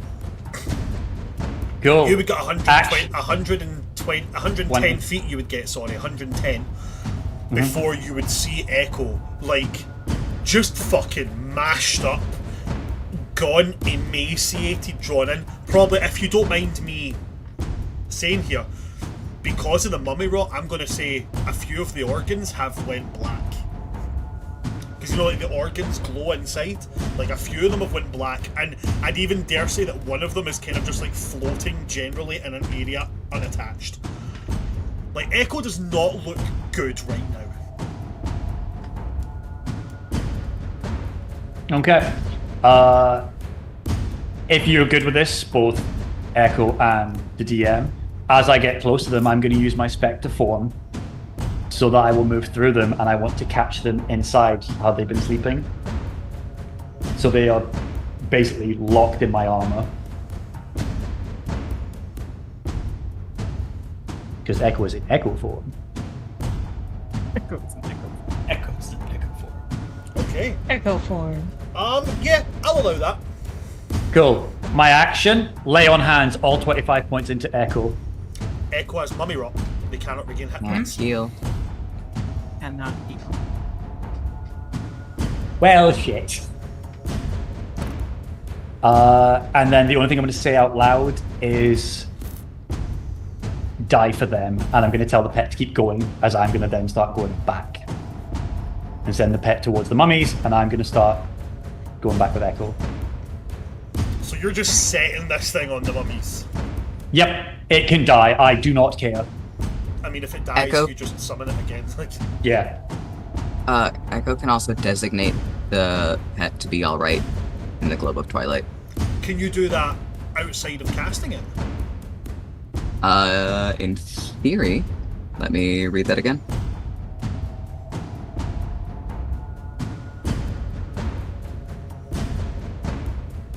Oh, I should need to roll for that pet to see if it gets its breath back, because that'd be real fun if it does. Oh, it does on a 5! Cool, that's its next turn. Damn. No, it'll have to fight being blinded Ah, it's fine. once it gets in there. It's got blind sight. Oh, chill! Nice! Not much, but it's got some. Okay, is that everything for you, Weaver? Bonus action. Hold on, so move 110.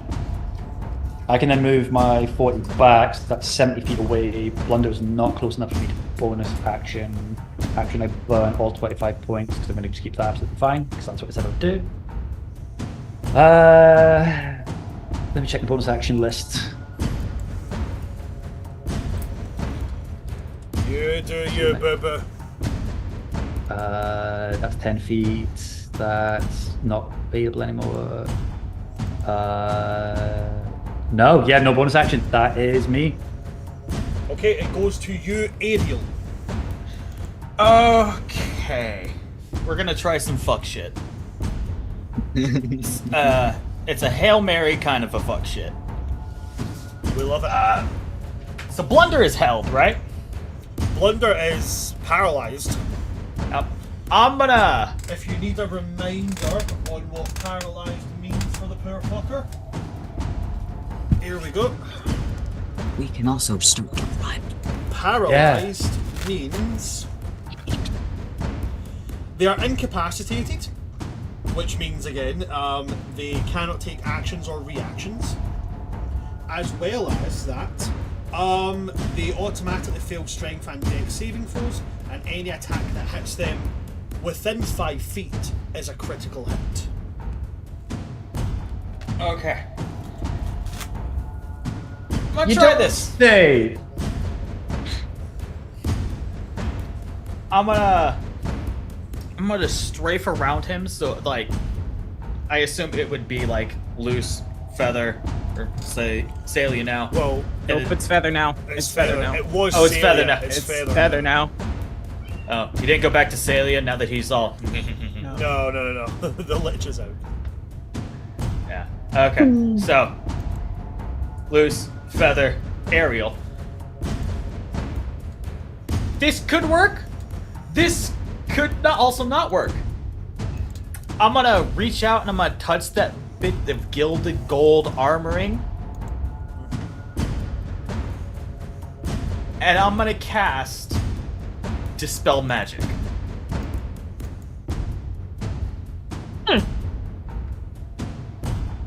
Oh, wait a fucking. Oh, no. You're touching the armor. Yeah, the armor that did fucky wucky shit with necromancy. Okay. Dispel magic at what level? 4th. I'm gonna need you to roll.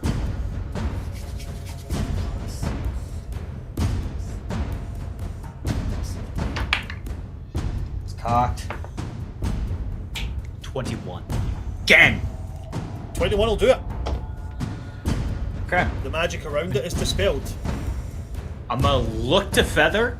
And I'm just gonna say, you're in the clear. No more holding back. And then with my bonus action, I'm gonna take my sword and I'm gonna hit him with a slash. Okay. Roll to hit. You have advantage. Oh, I do. Oh, I do it. Sweet. 5. What's up? No, probably not. 13. With advantage, I rolled an 8 and a 7. 13 won't hit, I'm afraid, even with the advantage. The way I envision it is it hits that killed bit of armor and just go bing. Well, fucking that didn't work. Feather necromancy works again.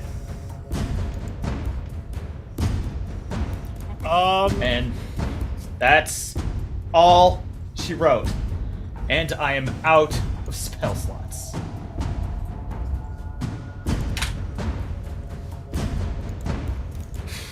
Holy fuck, that worked.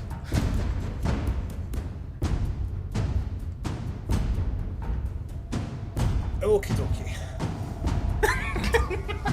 Kyle, god damn it, I don't know why. I don't know why. So, It felt appropriate. Don't look at me like that. hey, it works, it works. That's... I know. Just Kyle's giving me a look. It's what you said, and I seen Brad's reaction because I had the same reaction, and I'm like, oh, fuck. Listen, it felt appropriate. Ariel doesn't know this shit. That's alright, it's absolutely fine. It's absolutely grand, my buddy. It's good. Good story. Strong narrative choices. Decisions have been made. Okie dokie, so. Bear with me just a little moment. I'm just moving something here.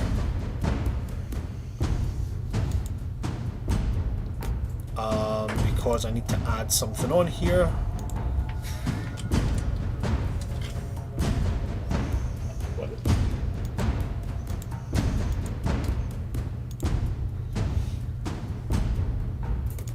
Okay, for some reason that didn't work.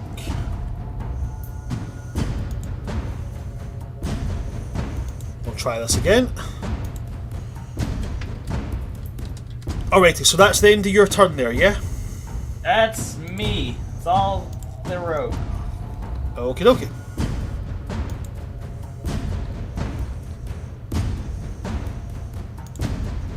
At this point, Malith is going to be able to get into combat. Malith will make Malice Echo. Malith will make his attacks. With advantage. First one's a 24, that will hit.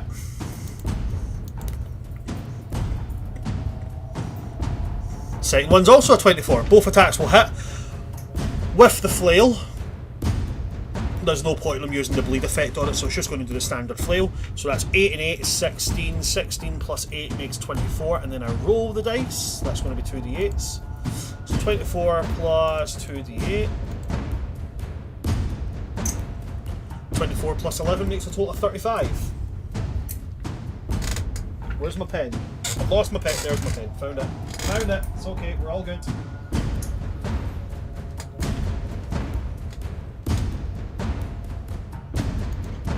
Bonus actions. Yeah, actually, bonus action. Bonus action, he will manifest his echo. He now shares a space with his echo. Oh, well, his echo's actually on the other side, sorry. It's then going to go to Yilda. Your who old Your old comes in on initiative count of 18.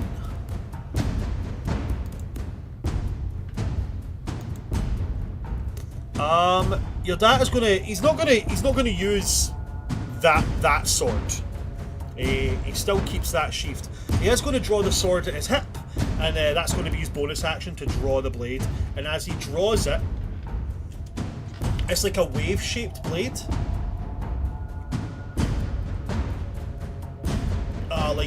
Almost like a serpent's tail.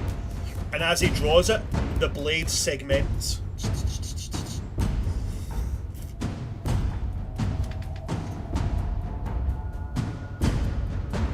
Meaning that he's now got a 10-foot attack range. And he's gonna attack with that. He'll be attacking with advantage. First one's a 23. Second one misses with only an 18. So the first one will hit. Let me just double check and make sure it doesn't do... No, it doesn't do anything else. So that is going to be 8 plus 4 is 12. Add on a d8. Your dad deals 14 damage loose. Runs the family. As a bonus action,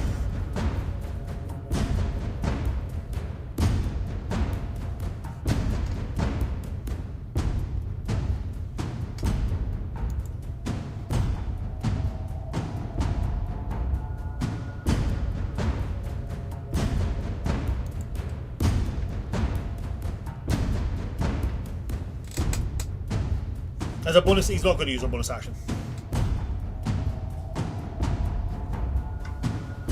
Meaning it's going to go to the mummies.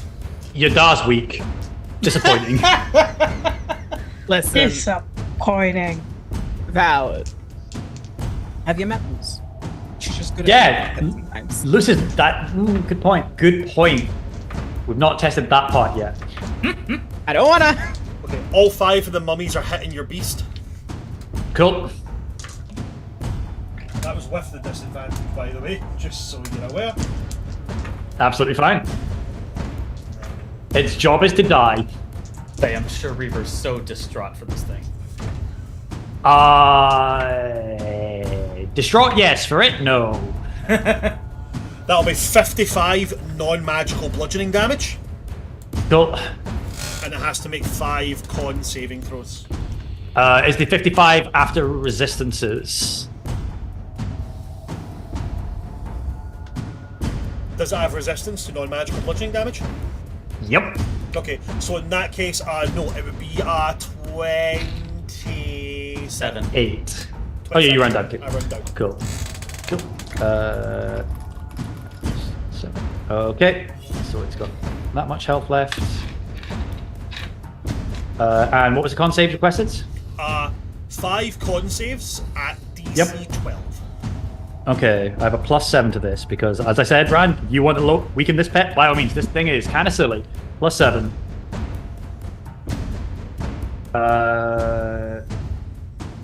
The lowest I've rolled is a 14. Okay, then you're fine. Cool. After that, it goes to Marisol. Alright, so we're gonna get that other 30 feet to get up to him? And then is he still paralyzed? He's still paralyzed. Beautiful. So then I'm just gonna use the biggest guiding bolt I got because I'm right up on him.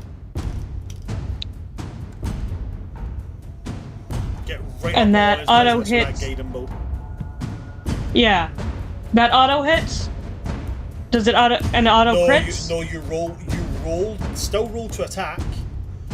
And it has to be within, it has to be a melee attack within 5 feet to Gotcha. automatically crit. Okay. That's gonna be a 21.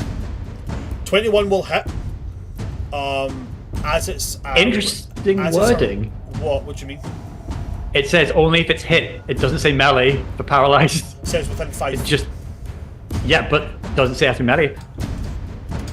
Hold on. Because I'm looking at paralyzed. Because we on the condition. might have a ruling out here. Let's see. By the way, he's running your way. I'm just saying because paralyzed is weirdly worded.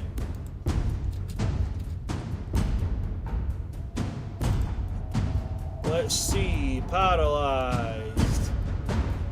Appendix A. Let's have a look. See.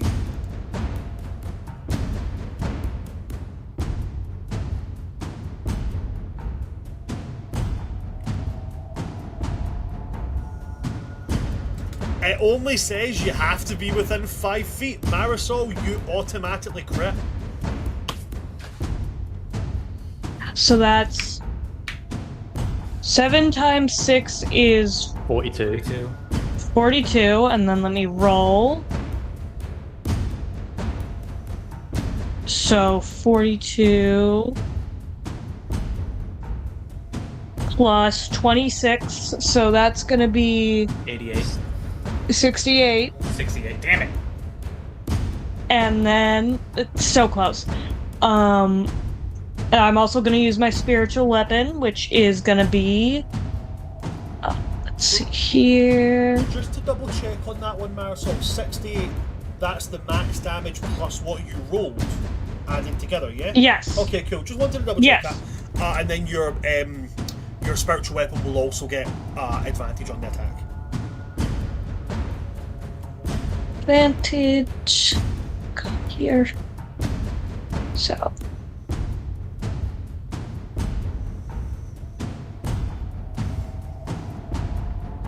that is only a 13 to hit. 13 won't hit, I'm afraid. Well, did my best. I did pretty good. You You did? did indeed. You very much did indeed. Yeah. So 68 on the guiding bolt, yeah? Yes.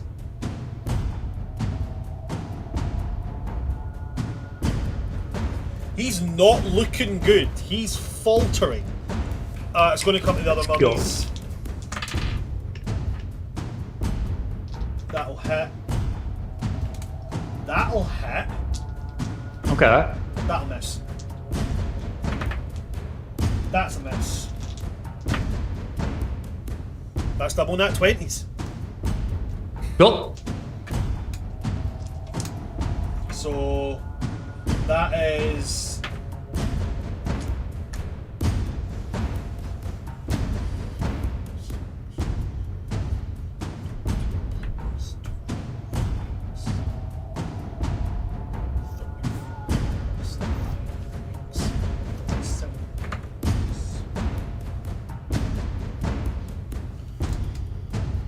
$41 halved becomes 20 bludgeoning damage. Okay. And I need, that's 3 con saves on that one. Lowest I've rolled is a 13 in total. 13, that is enough to pass. So Go.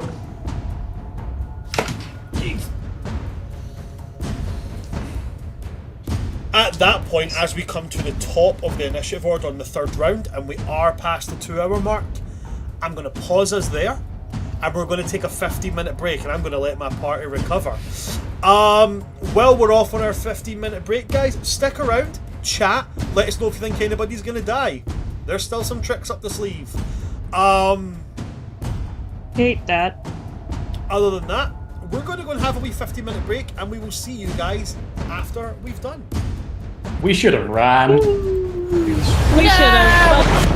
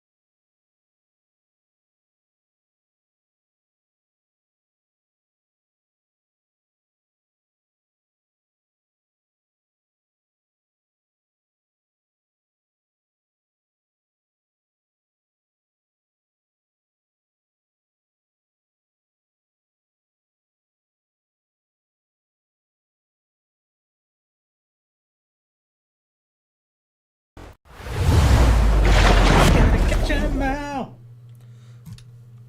Exactly. Got to catch them all, including all those critical hits that we keep getting. Hi there, folks, and welcome back to part 2 of our lovely little session. Will our party survive? Who knows? We're going to see now. We were at the top of initiative order.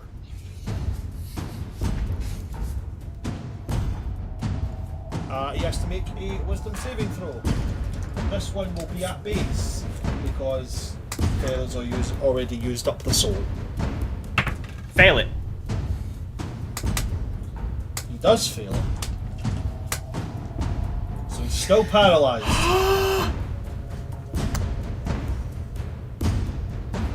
Echo, your turn. What joy! You are currently being carried by Reaver, and you are 110 feet away. Correct. 70. Oh, did you move? Yes, I sent the pet the other way the remaining 10 feet, and then I went back towards the party, my full move speeds. Cool. So then 70 movements, 70 feet away. You're being carried by Reaver. Echo has probably kind of relaxed inside of Reaver. They can't relax too awful much, but it's that like pained, exhausted slump against that form. And I imagine that there's some of Echo's like ichor just making out. But what Echo does is Echo puts up a hand on Reaver's essentially what would be like a ribcage type thing. And the whole party gets to hear in various pained, mottled voices. A lot of these voices are not like voices you've heard before. They are numerous and they vary in volume, but they do get louder as it's just run, run, run, run, echoing throughout. I think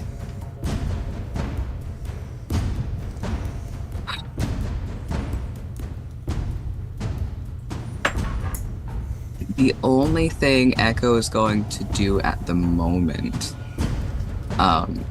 is put one hand on himself and one hand on Archie and give them both long strider. Okay. Is that everything for you then, Echo? Because I'm assuming while inside of Reaver they can't like perceive outside too awful well. You would still be able to, because your perception doesn't rely on your sight. Right. Okay. So then instead of long strider, if I were to damage him, this is a mechanics question, would that mean he gets to make that save again? If you were to damage... Blunder. Oh, no. Oh, perfect, cool. Then 4th level Moonbeam. I don't know if you can see Blunder, because your blind sight, your version of blind sight goes out 60 feet, doesn't it? Right. He's 70 feet away. Just So an that's army. that's the issue with Moonbeam, is like, I don't... You The have to... ranges. Yeah. Gotta be able to see it. Yeah, okay. If Echo is... You can always able hold to- your action until he moves closer. You know what, yeah. We will do that until he is somehow within range. Okay. Hold that. So it only has to be in range so where you can perceive Blunder. Correct. So it only needs to move 10 feet. So the moment that Reaver moves closer, you will be able to take your action. So that's basically how your held action will go. That's good. Alrighty. Then on that note, it goes to Loose.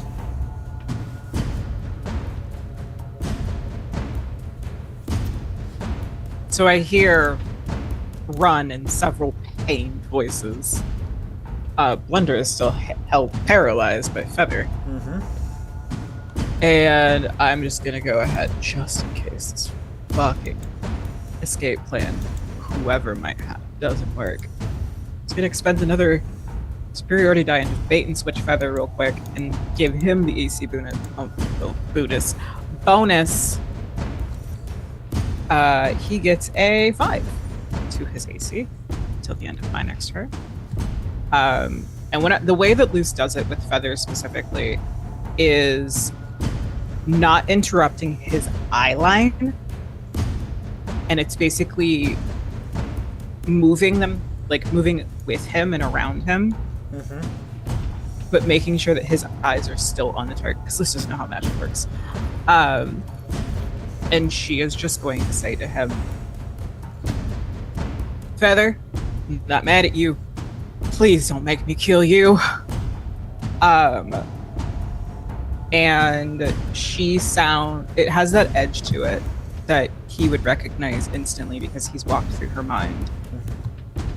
And it's kind of this like straining on her voice. For Daddy Dearest, he would recognize this sound as whenever she would get into fights with other kids who used to pick on her whenever she was little because she couldn't use magic. So it's kind of that, like, it's not annoyance, it's anger, but not letting yourself get too angry because someone told you you had to behave is probably the way he might see it. Right, okay. Because that's the similar tone and voice that carries over. And then for my... Oh god, what am I doing? I would like to spend... I'll take the movement penalty. I want to move myself and Feather 15 feet away from Blunder. Because he's paralyzed, so he can't opportunity attack us.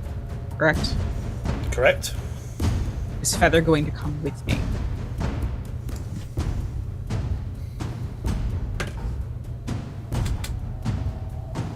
Feather will come with you at this point. Okay.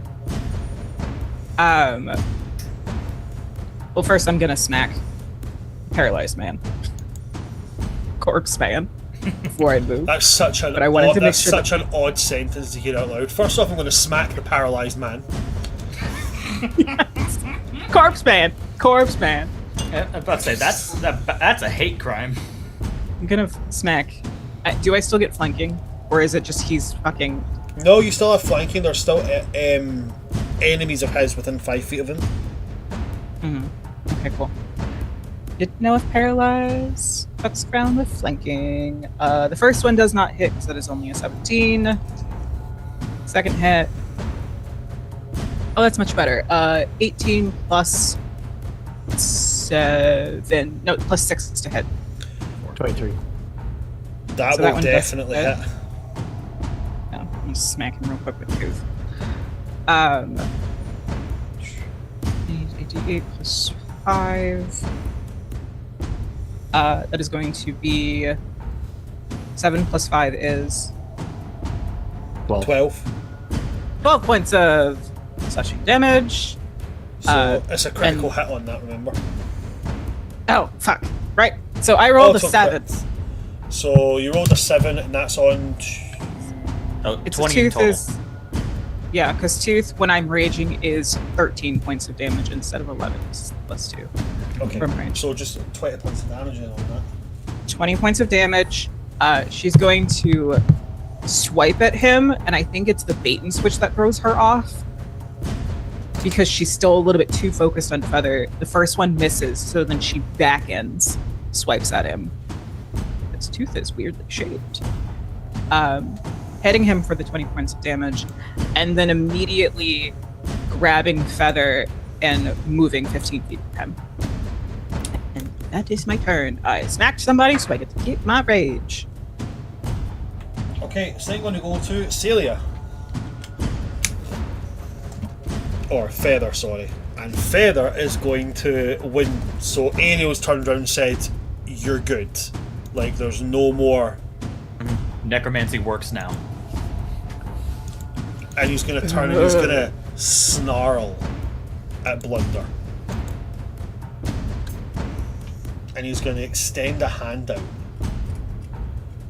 And he starts to speak in this warped and twisted tongue. And as he takes his hand, you watch as like it's almost like it gets frostbite. Like it goes that kind of black as it creeps up his hand, but it creeps up, and as it moves up, it all starts to coalesce into his finger.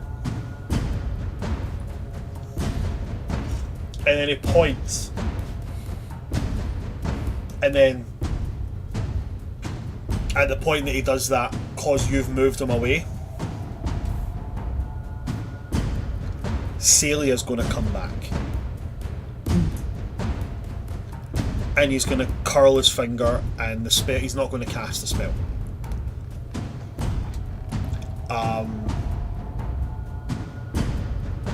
He's instead just going to look at Blunder and say, I really don't want you rattling about in my head.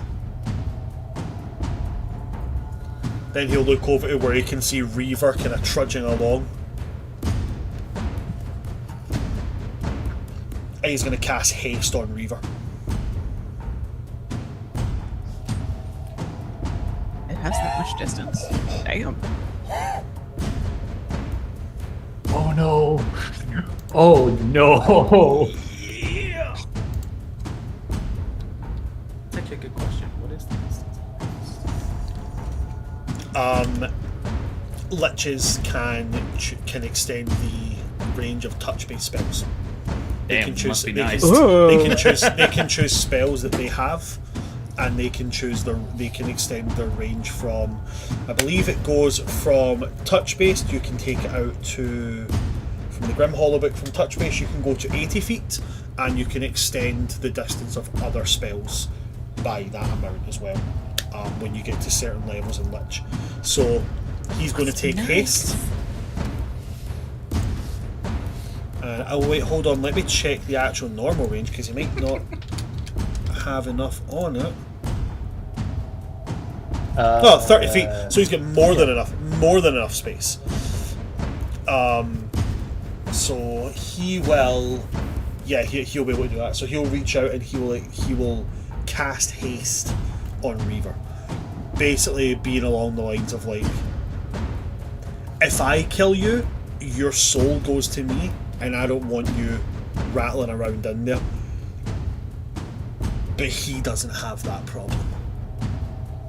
So he casts haste on you, Reaver, your entire being fills with energy, and Celia's just going to look to you and go, fucking finish it. After Celia, it comes to your turn, Reaver. So 2 AC to vanish from that, additional action has to be attack, that's fine. Okay, so my worry of, hey, do I get into range? No longer a problem, because I'll be in melee range. Echo, do you want to fire the moonbeam first? So he moves his first 10 feet, Echo, fire off your moonbeam. That's going to be an automatic failure because of the dex. Wait, what's the range of Moonbeam real fast? 5 feet. Okay. 5 foot radius. I got so scared for a second, I'm sorry. Otherwise Celia would be like, don't fucking burn me! Yep. That's how Ariel is right now. How do you think I moved it?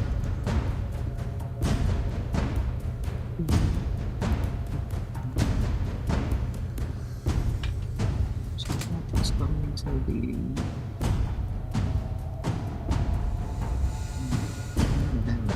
Please actually do the rolling thing.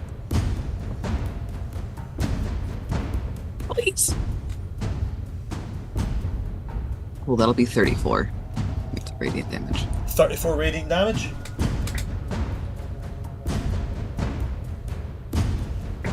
That's a high power moonbeam.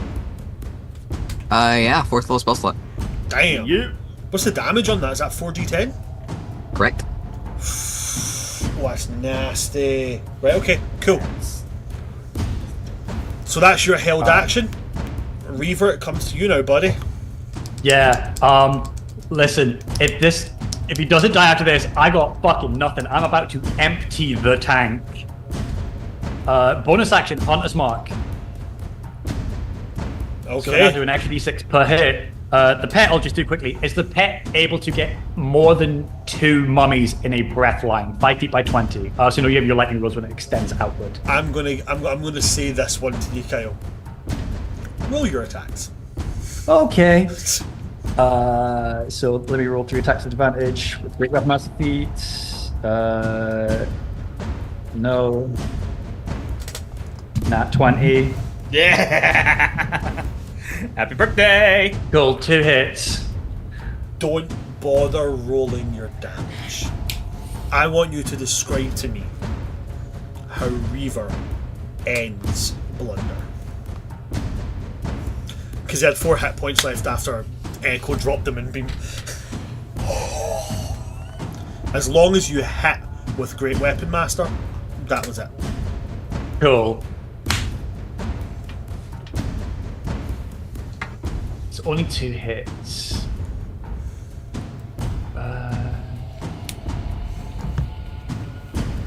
Echo, I hope you don't have what's the word I'm looking for here? Motion sickness.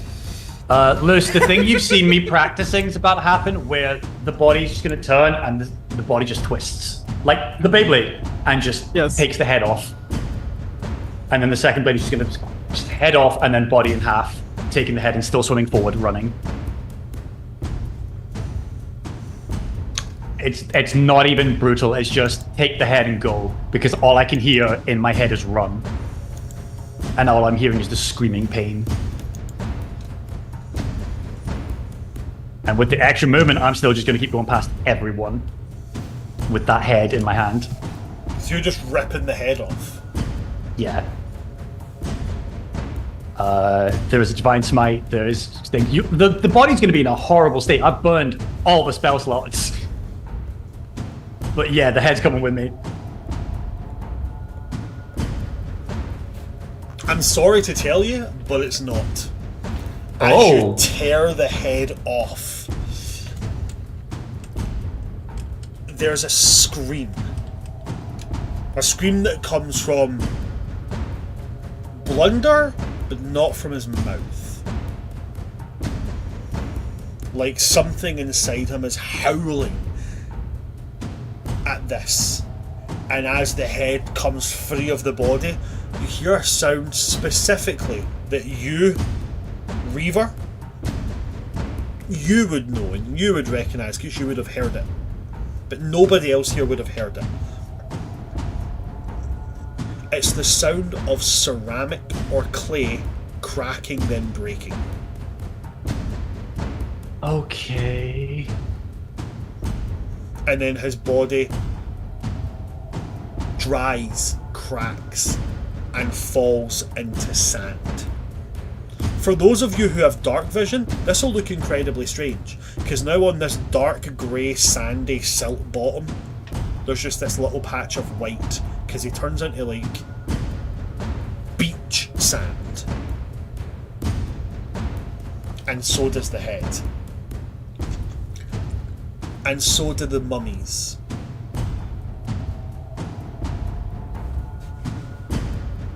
As they all crumble.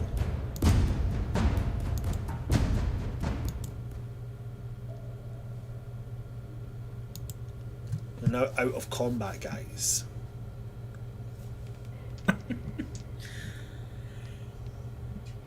Marisol, you're about to get tackled. What? You're about to get tackled. Okay. I guess. All you're going to hear as they're going to just... Weapons dropped. As soon as I know they're dead. And I'm just going to go straight to Marisol and beg. Help. I can't heal them. Okay. Give them here. Spectre, walk out. Let Echo come out. What do I got?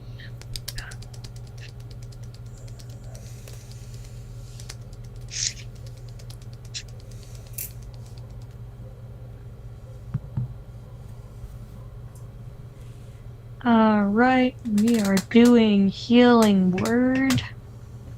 3rd level. Echo healed for 15 points. Echo healed for nothing. They cannot regain hit points. Off up a little icker. Gonna be a greater restoration situation. Greater restoration situation. Okay. Marisol, if you want, you can make your choice an Arcana or a Medicine check. Medicine is better. Because of how low their hit points are at this point, I have a feeling, just for like flavor and stuff, some of the stitching is starting to come undone. Okay. So Echo quite literally falling apart. At the seams. Correct. So just an Medicine amalgamation is of things. Medicine is a 24, so hopefully we can fix that. So on a medicine check, this is some real hyper accelerated form of literal rot. Like they are rotting the way that a corpse would, but in an excessively accelerated way.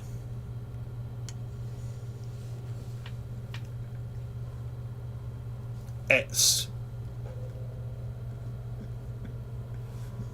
beyond what any healing would do. You can tell from that medicine check that this is not something you can just like, oh, heal and then it'll go away. You need to remove the rot first. It's specifically a rot that comes from a necrotic source. I So- have lesser restoration. You can try it if you like. I don't think it'll work. It's up to you, you never know. If you can find an expert in necromancy, they may be able to give you more insight with the information that you have. Hey, Feather!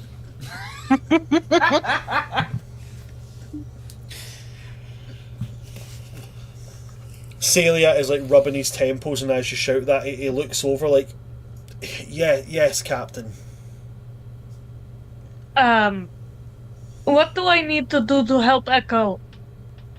Echo is in a very bad way. We need to remove rot so I can heal. Feather will make the check. Feather comes over and he's gonna have a look over at Echo and kind of paying attention at looking at like the organs and stuff, and then go, this is going to be strange. Echo, if you can hear me, can you give me some kind of sign? You were looking at the organs. Do you want one? Can you give me one of the dead organs, please? Cool.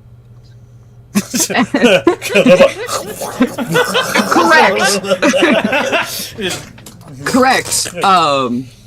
Echo's essentially going to use primal savagery to make sure that they're sharpen up, and they are going to cut down that seam, and they are going to reach in front of everyone into their like chest cavity, take one of the organs, cut it, and then hold it out towards Feather. And this is Reaver, for your information, this is not a painless process. This is not something that doesn't hurt. Gonna try and not scream. Celia, What will that takes be, it Brian? Will con?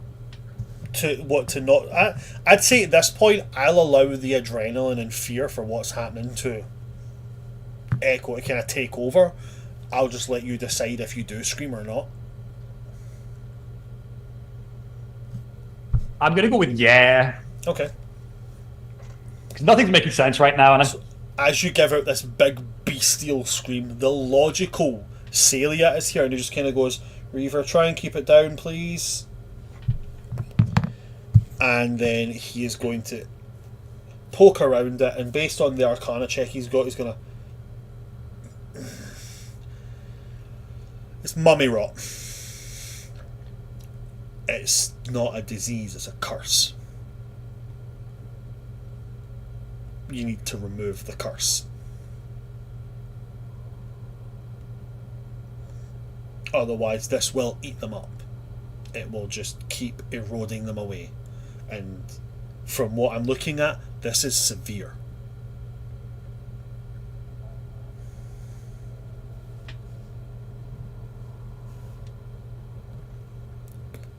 So, Feather's basically telling you that you need remove curse.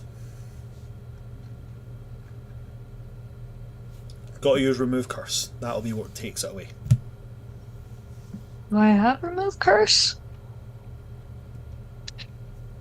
Did you prepare it?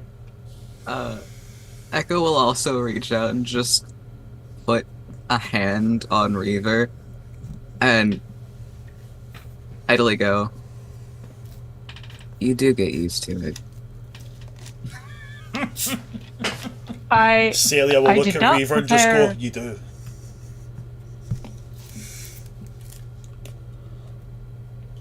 I did not prepare remove curse because I did not anticipate the mummies, unfortunately, but I... How long does it take to prepare different spells again? I think for clerics, Long you rest.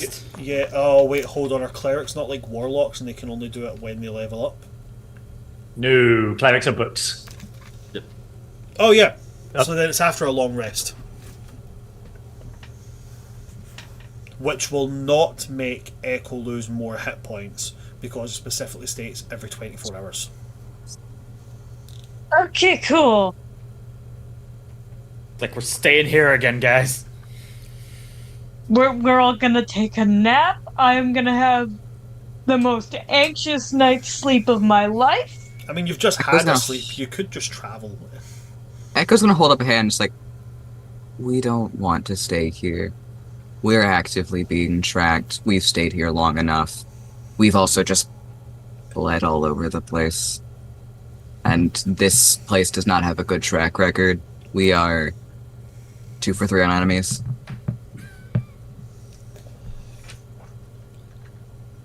Here we go.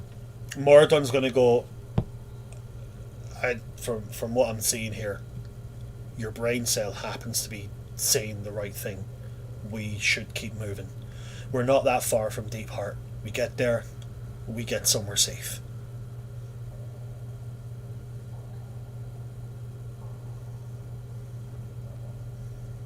Ariel, you had a hand up? I did. Hey, DM. Yes. Quick question, since I was by Blunder as Reaver Beybladed his way through. Can I, like, shift through this sand? Did any of Blunder's, like, items stay Every behind? single piece of him turned into sand. Ah, well. I'm gonna... Oh. If I can, I want to take one of my jars that hangs from my belt and, like, scoop up a bit of the sand. Like, cork Okay. it, seal it off. Okay, yeah, you're able to scoop up some of the sand and put it into this little vial and then seal it off. I'm gonna just walk next to Reaver, hold up the vial to him. One more off your list. You deserve a trophy. I'm just gonna hold it out to him.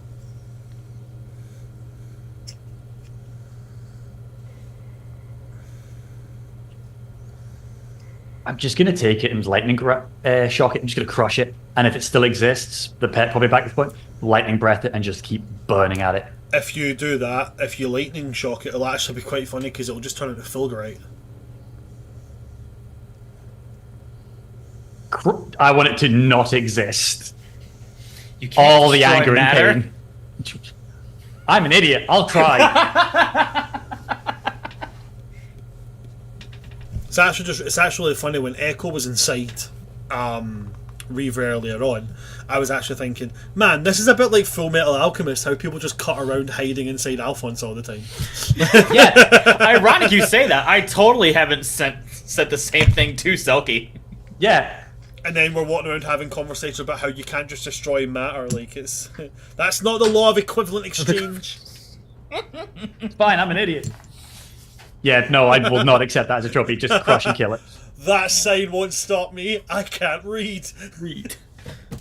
All right. Well, I just can't win with you, can I? Oh, do you say that out loud? No, absolutely Cool. not. I had a response for you if you did. I was about to say Celia would just be like, "Don't you realise you did win? You gave him a chance to break him twice." That's fair. I mean, fair. But yeah, No, that's just in his head. It's just like, oh wow, damn, I really can't win. Celia hobbling along on his staff, Malith and Moradon talking about like, that was pretty cool. That was a pretty good fight. As they make their the final bit of the travel towards Deep Heart. Reaver, Celia's going to hobble up to your side, and he's going to make as if he's putting his weight on you to kind of sustain himself, but you can feel he's not putting any weight on. He's going to lean into you and say, "You heard it, right? The sound of that cracking." A silent nod. Blunder's not dead.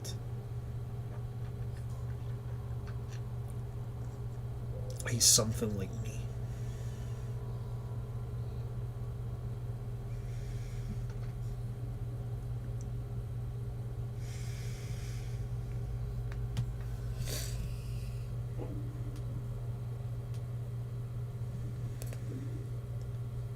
Get Echo safe first. And there's going to be that tremble of fear in the voice. He's going to say, "I need to speak to Luce, and then I need to go."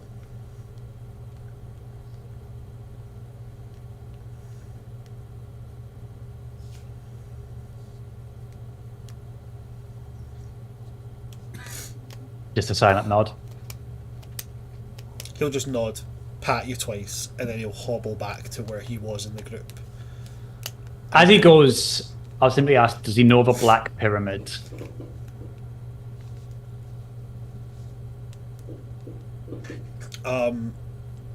He'll shake his head, going, "Not that I know of, but I can always look through my collection, see if there's any hints, traces."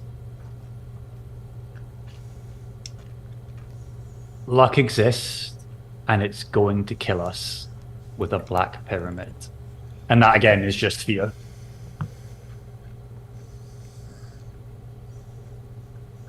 They're called Desmond. With a confused, fearful tone, and then just keep walking with Echo eyes. Echo, you staying inside the chest, or you being carried, or what? Echo's on a shoulder and is just sort of down for the count. Cool.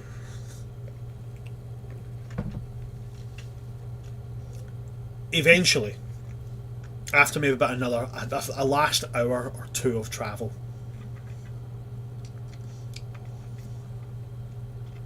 Moradin will lead you to the outskirts of a large city.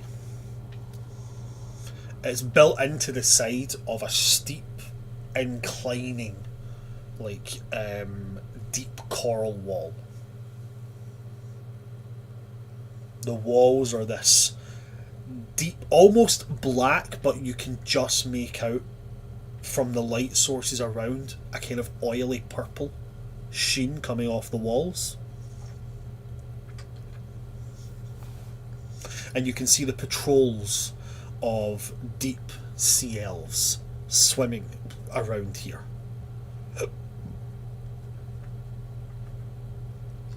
You have arrived at Deep Heart.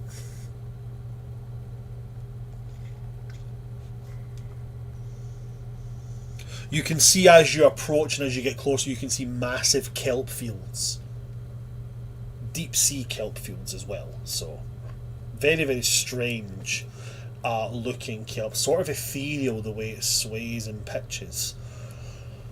You can see lots of kind of almost like little farmsteads out in the distance, and you can see one that seems to tower above them all. Very large.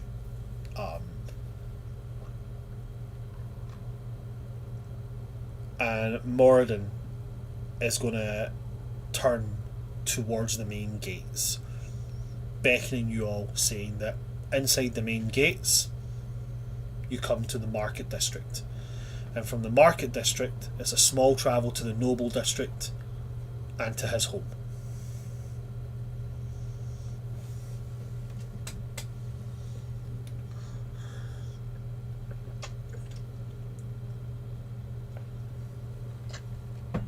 Do you follow Moradin, or do you guys have something else you would rather do? Yes, Ariel.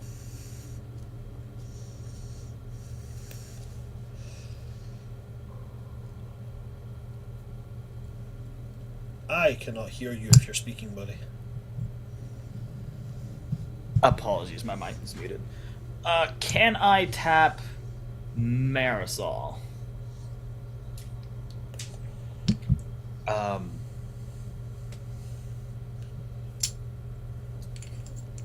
I know. I mean, I'll allow it.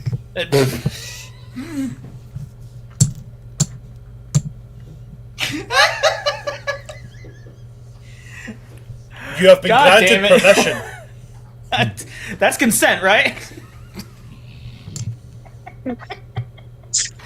I tap, You have like, been given permission to tap Marisol. Can I, like, nudge Marisol, like, give her an elbow and be like, hey, I know we got a thing about going off on our own. I have somewhere to be. Would you want to go on a field trip? You're asking me to go with you? Yeah. Yeah, what do you think I meant? I was expecting you to say that you wanted to go off completely on your own. No, no, not anymore. We've gotten past that. Yeah, I've had that lesson drilled into my head. Thanks Okay. to somebody. I would love a field trip as soon as Echo is better. Yeah. That's. You're right.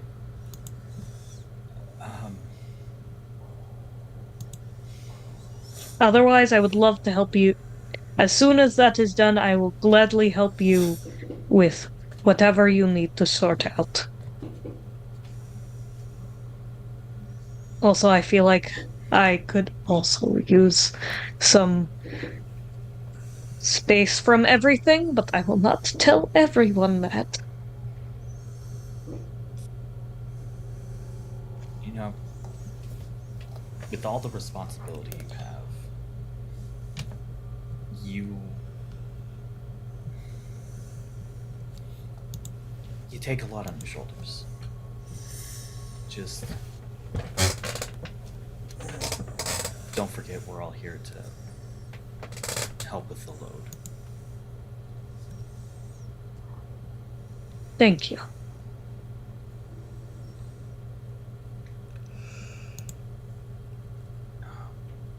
My thing can wait. Let's get you some rest so we can take care of Echo.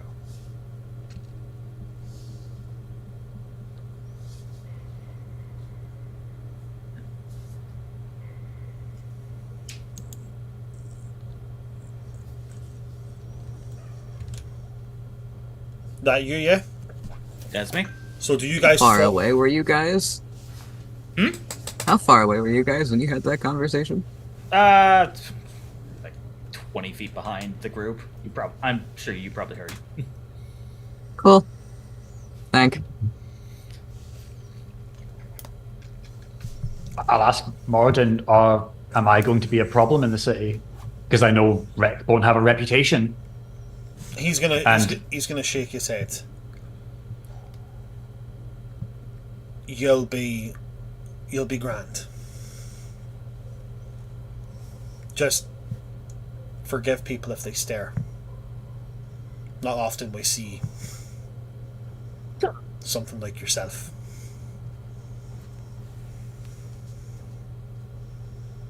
I'm going to lift up the helmet and say, Echo, get comfy. If I'm getting stared at, you want to hide. Echo on the shoulder just goes, we really don't want to move. Okay. And Then- so with that is an actual, like, there is pain and there is exhaustion. They have not obviously regained anything since. And so it's more of a, they've expended a lot. And moving even that little distance is just too much for them at the moment. Then Spectre Sugar it is, as you just float. Put the head back on. You can now rest inside the armor.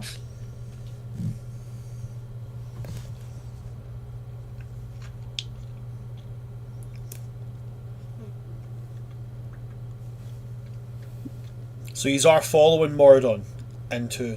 Okay. I'm gonna just help Feather walk because he's kind of fucked up. Oh yeah, he's hella fucked up. Carrie, Princess Carrie. Okay, you princess Parasol as treatment. as your princess carrying him. He's going to look at you and he's going to say, when we get to where we're going, can we talk? Don't wanna. Oh no, this is one of those serious talks, ain't it? Like, are you mad that I told you I loved you when I thought we were gonna die? I could never be mad that you said that you love me. But no. The reason that it's a serious talk is because it involves me leaving. Fine. When we get somewhere, we can talk about it. And Feather will feel, because Luce is fairly strong, fairly like athletic. Her arms start to shake a little bit in anxiety. Like everything about the tentacle posture for Echo's purview reads as anxiety. Okay. But it's not a bad anxiety. It's just like a worry mixed with anxiety. Okay. So it's once again the ones closer to like the front are trying to like do the self-soothing again, but the ones in the back are more like tense and trying to relax, but they can't. But it's different in the way that it's Luce trying to keep anger down. It's more of a keep calm, keep going, answers will come. Okay. Is kind of what Echo would probably get off of that. Then as y'all follow, Mordon has some quick words with some of the guards at the gates and gets you guys through. And then he takes you through the market district, which is completely dead at this point. Like, nobody's here at this point.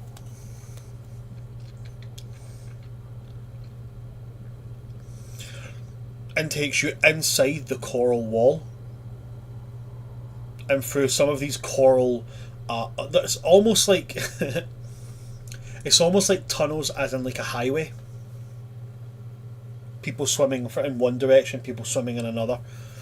Large beasts of burden in the form of like deep sea creatures being used to transport and stuff.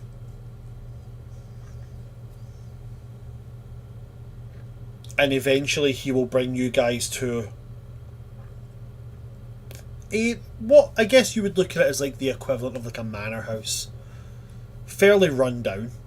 Not like dilapidated by any way, shape or form, but definitely an old building.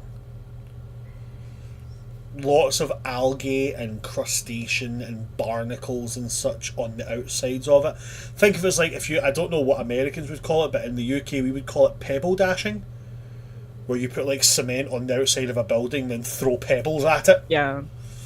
Think of it like that, but with like barnacles and like, shellfish and stuff, right?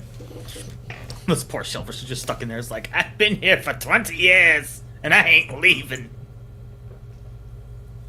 Anytime you get peckish, you just go to the outside of your house. Well, And Morden will turn round, put his hand on the door, and as he puts it on there's a small burst of psionic energy, and the door drops into the ground. And he's going to speak mostly to you, Luce. He's going to say, "Welcome home." Wish it was under better circumstances, but we're here, at least. He'll look to everybody present. Specifically, he's going to look at Ariel for this one and say, "There's a full, kit and caboodle back in the kitchen there for any type of elixirs and potions, whatever that you can make with your fancy skills." It was mostly my wife that did it. I have no idea how to make anything. Can make you a good strong drink, but other than that, I've got nothing. I'm gonna look, try and make eye contact with Luce. And it's that look that's like, I don't want to impose, but are you okay with this? She's still anxious. It's just the anxiety of talking to Feather about him leaving. And she just kind of follows her dad.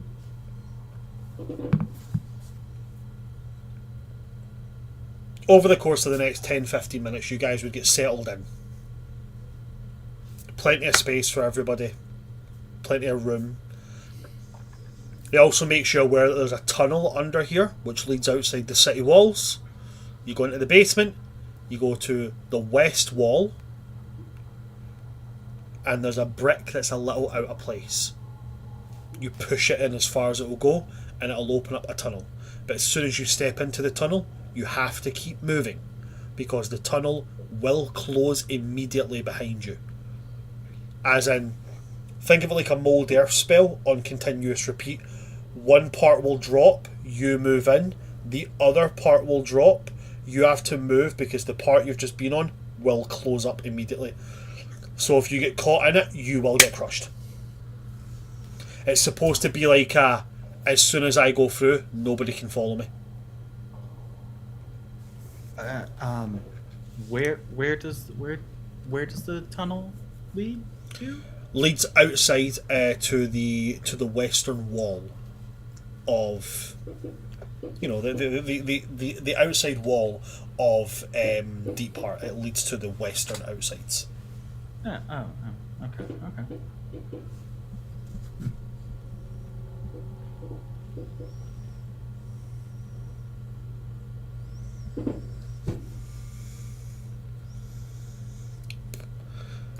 As you guys are allowed to settle in, I will put it to the party. What do you guys want to do as you settle? What do you do to settle?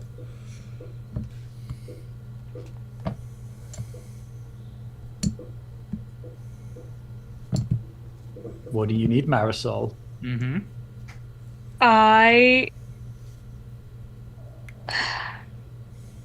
feel like at first it's very tense, I'm going to go to my room, I am going to lay down and sleep exactly as I should so that I am ready to heal. And then it's just gonna be Marisol coming back after 20 minutes I couldn't sleep. I'm very nervous.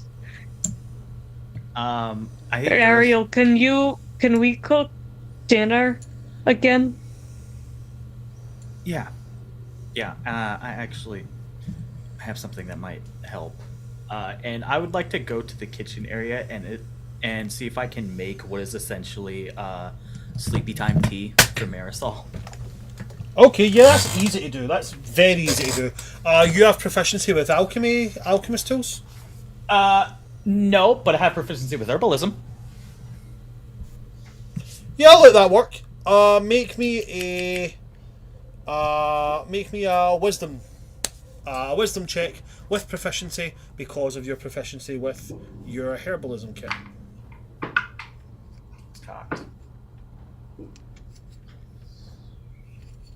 Where's our proficiency? Okay, that is a dirty, nasty dinosaur on the head 20. You're able to make a concoction similar to that of a sleepy time tea. Awesome. And I'm just gonna give this to Marisol, the little bubble I assume it is. It's like a little bluish green bubble. A little bit of shape water. Just hand it to Marisol. It's like, here, drink this. This should help. I'll get started on some food. And then I'm gonna take stock as to what's in the kitchen, what can be used, and start putting together a meal. Something not too heavy, but still flavorful. And I'm gonna make plates for everyone but Echo, but there will still be food in whatever pot is made in case Echo would like some. Okay. Because I know Echo does not take food that has been made and prepared, so I'm just gonna leave some extra off to the side in case Echo wants some. Okay. I'm learning. So while you and Marisol are cooking, Reaver, Echo, loose. Anything you guys want to be doing while that's being cooked? I'd say cooking time for a standard meal somewhere between half an hour, 45 minutes. Lewis? Add on another 10 for the tea. Think she's gonna put Feather somewhere where he can be comfortable. And she is going to go talk to her dad. Okay. She's gonna put Feather. Where would it be the comfortable place to put Feather? I mean, really anywhere that he can sit down and stitch himself up. Okay, yeah. I'm gonna let him do that. She will kiss his forehead and just put a hand on his chest, kind of like in this area, and just say, "You are not here. When I get back, I will hunt you from the ends of the depths and on the surface. Please don't make my first trip to the surface hunting you." He'll say, "I'm not going anywhere until we've spoken and you understand." Lucky for me, I'm an idiot. And she's gonna kiss him. He will kiss her back. As he does it, he puts his hand on the side of your face, almost as if to hold you there for a little bit.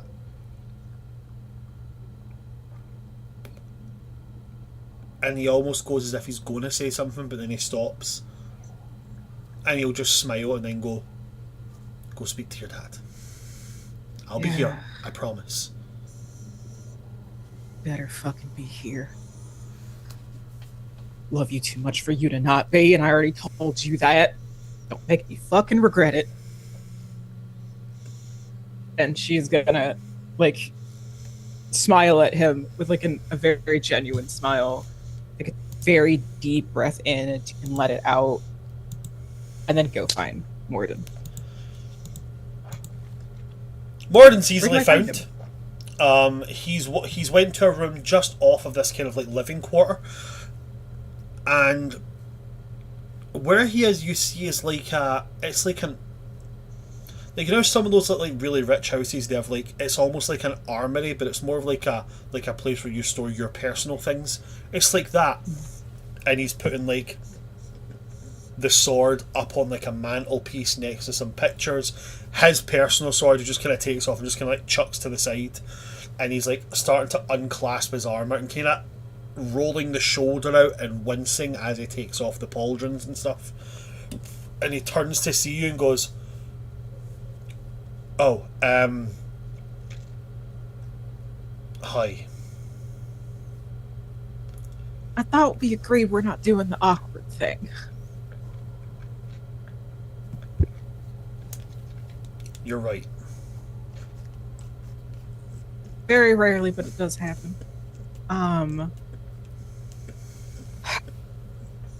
What's the deal with the sword? And she's just in the doorway. She's not in the room proper. She's pretty much just leaning up against like the entryway and points at the sword on the mantle. The deal with the sword is you take the pointy end and you push it as hard as you can at people you don't like, and it goes through them. I hit that motherfucker for more than you did. Please do not tell me how to fight.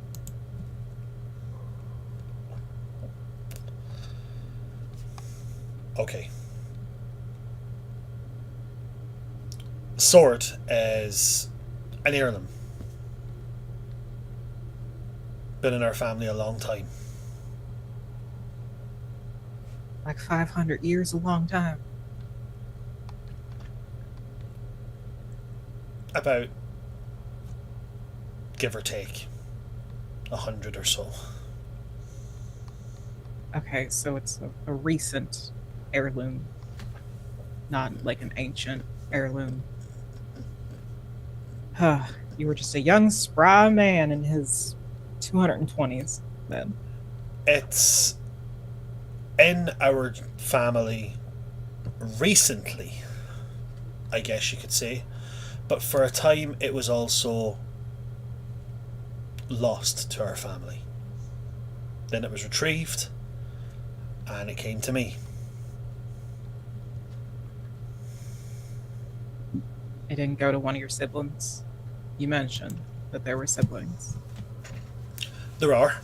It didn't go to them because it wasn't our family that found it. I see. It belonged to our family generations and generations and generations ago. And then, like I said, it left the hands of our ancestor. And then it got found again, and it was eventually brought to me when lineage was traced. Alright. Know the name of this ancestor? I do. So do you. Please just say it. Please don't make me say it. Look, it's not as special as you seem to have the idea that it is. Being related to heroes and such is fairly normal for elven folk. Maybe not Sicalians. I don't imagine there were many great Sicalian heroes, but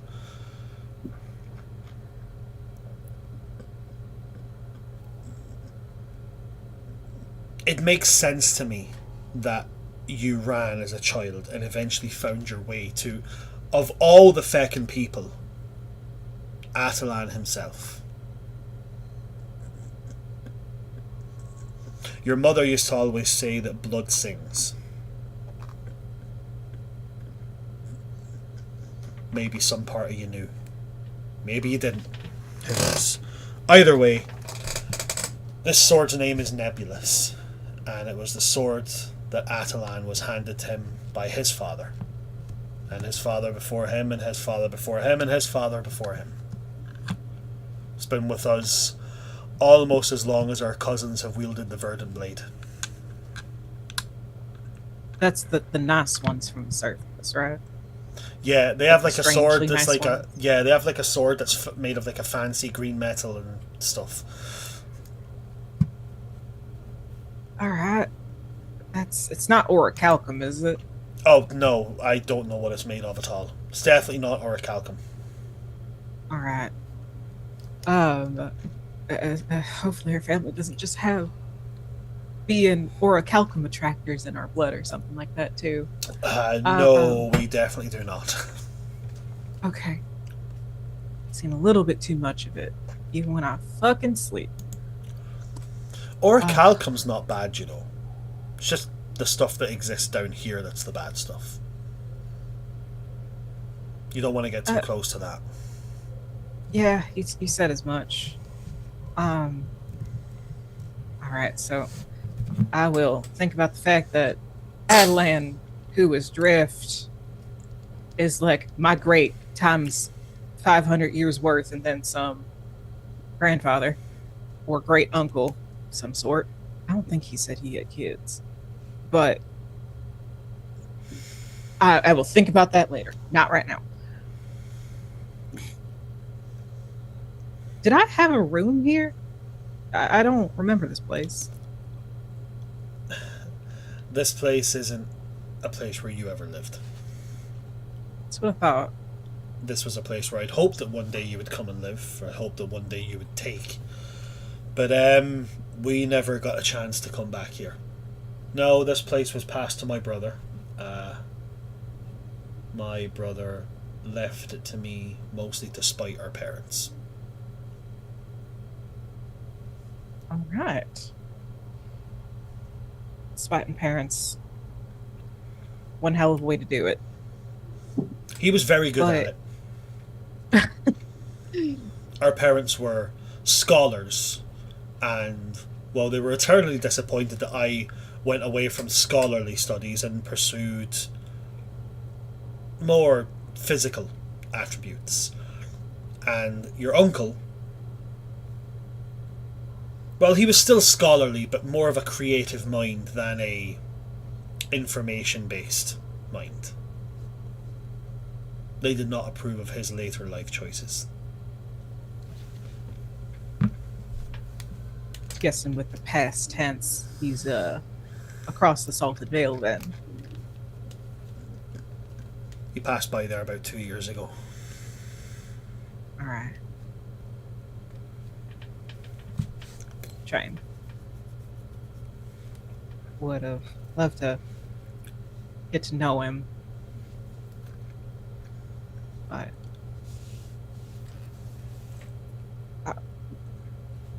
where and she once again is anxious for a different reason. Are we gonna talk about where we were going whenever I had to run away now, or do you want to save that for later?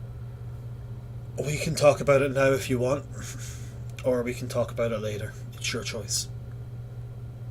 How about we sleep on it? It might be best. I'm glad you're alive.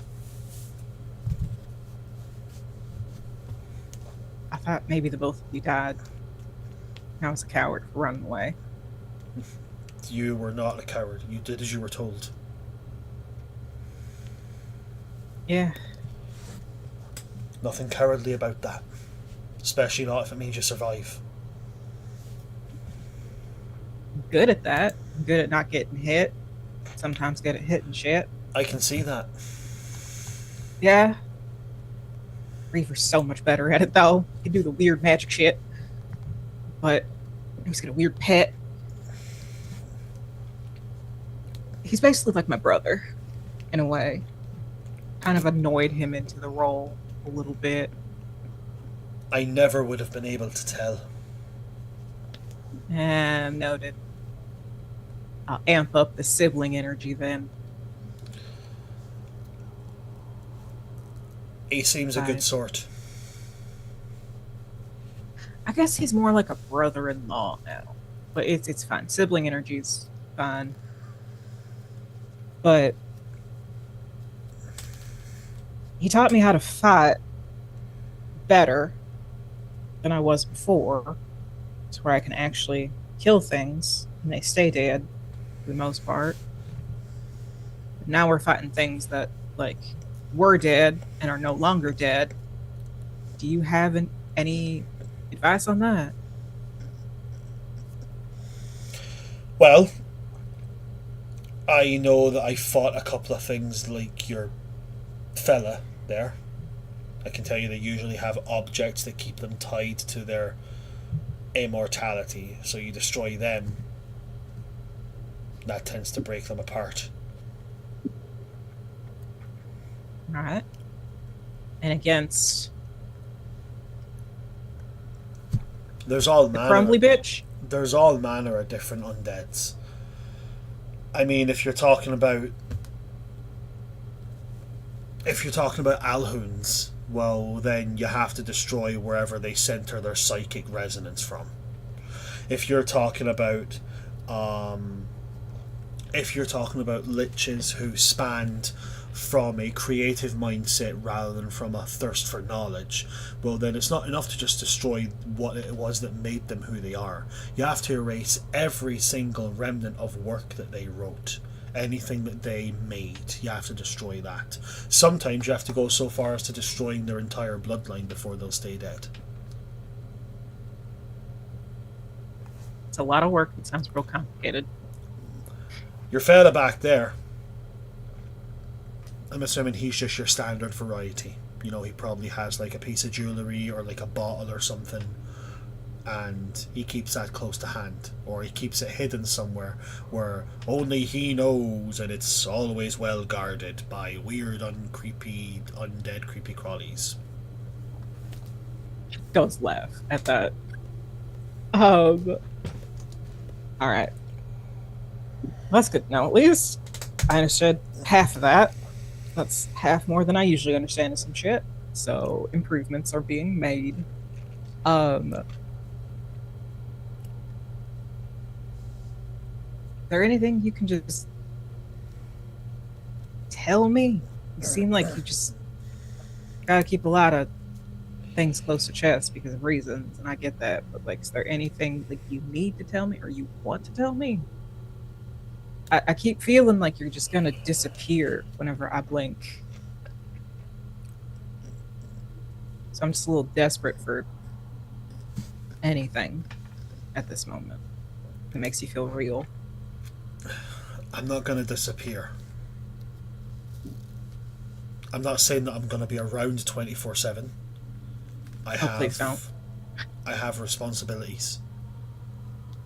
But he's going to go over to like a chest that he has, and he opens up the chest, and he takes out a small green rock, shaped in such a way that it will just fit like over like an ear, and he'll hand it to you, and he'll say, "This will always be in direct communication with me. You'll only ever be able to contact me through this." All right. And it's a sending stone, but this particular sending stone is a little bit different. You can use it a number of times equal to your proficiency modifier every day, and it casts the sending spell only to the person that this is linked to, so it would only go to your father. But you don't have a word limit with this one. That's why it's limited to how many times you can cast it.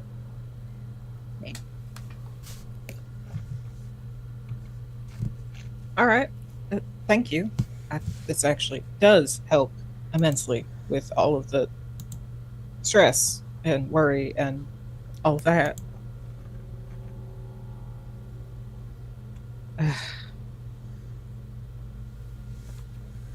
Reaver wanted to ring for Echo. I gave you the key, so I will give you where Adeline is located. And she pulls out her basically like map case.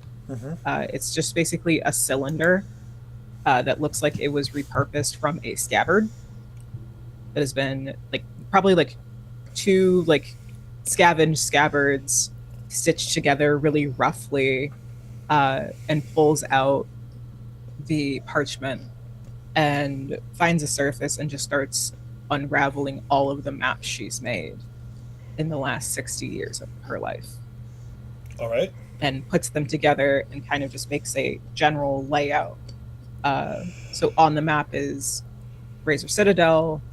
On the map is like where Ocean Heart is. There's a little like kind of smaller piece that is on top of it, and it's basically like where the dungeon that they were out, and it's marked which window they went out with Prince Tonic.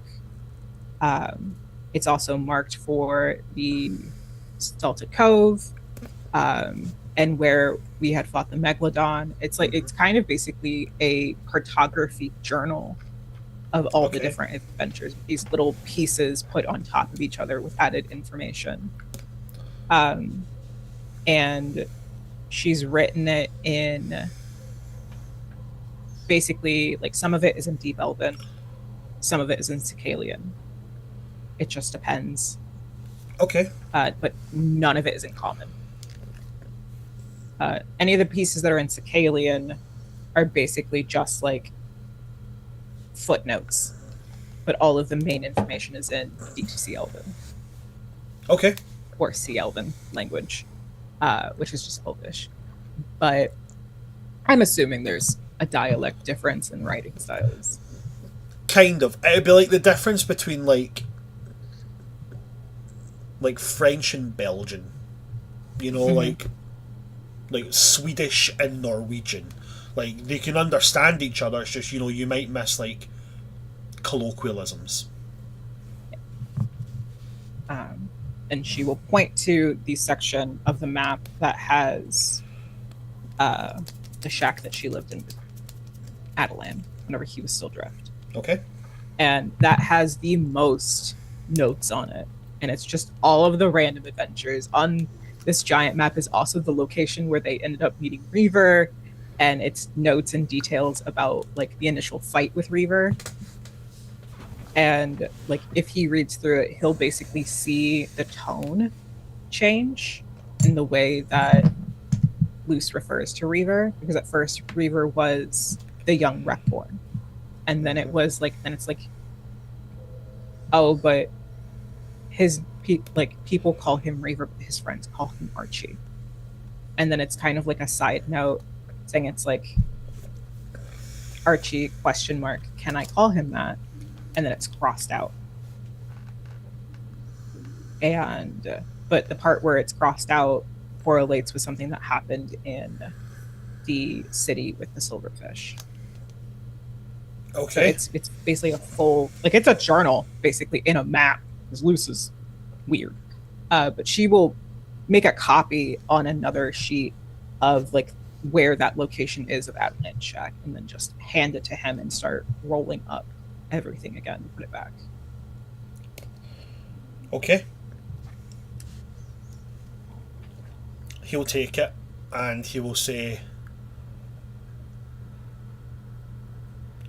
this marks a really, really important part for our family. And I feel like I should tell you more. But I'm asking for you to extend a little bit of trust. I can't tell you everything yet. I waited 80 years, or I waited 60 years, I guess, if we're counting when I was little. But I waited my entire lifetime up until this point. Like, you got 420 years to tell me if something don't happen first. So, whenever you think it's important and she'll hold up the sending zone, just let me know.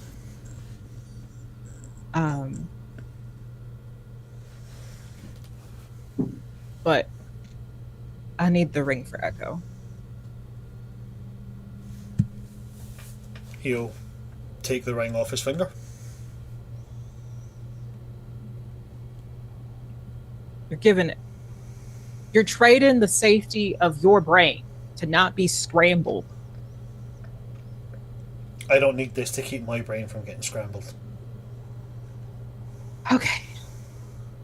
Trusting you on that.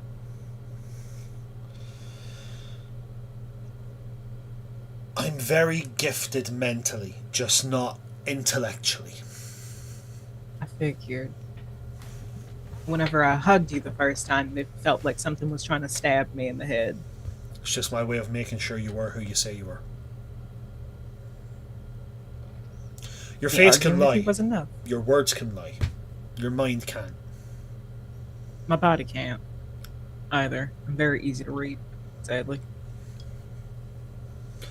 You'll have to forgive me if I'm not paying massive attention to my daughter's body. You know what? Fair. I meant this situation is gonna, like, tentacles. Your mother was the exact same, by the way. She didn't have tentacles for hair, though. That's quite a strange cross-genus thing there. But when your mother was upset or when your mother was thinking about something or anxious, you could tell it with her tentacles when they moved.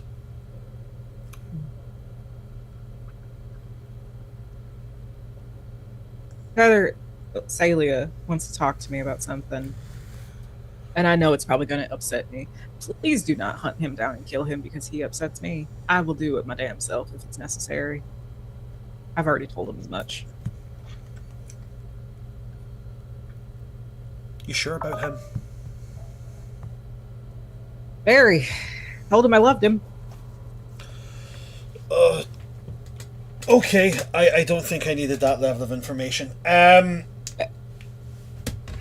I didn't know that I was not recognized as existing here in Deep Heart, but information for information.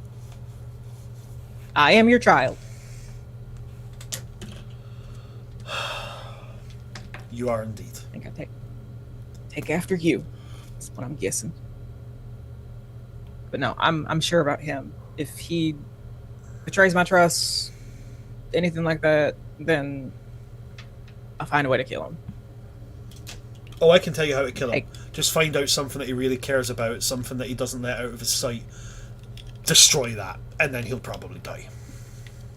Luce just points to herself. Oh no, it can't be a person.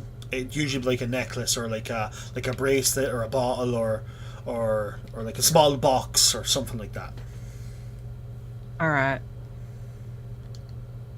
I already know what it is. That's fine. I've got a little bit of an edge. Granted, he told me himself. So.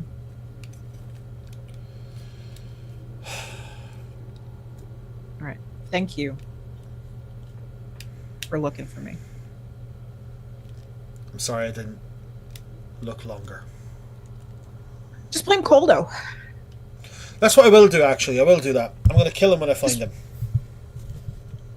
At least let me get one swing in on him. Reaver's not allowed to fight him because Reaver will just decimate immediately. It's just you and me versus Coldo. Fine. Deal? I gave you my word. You and me. All right. She will hug him.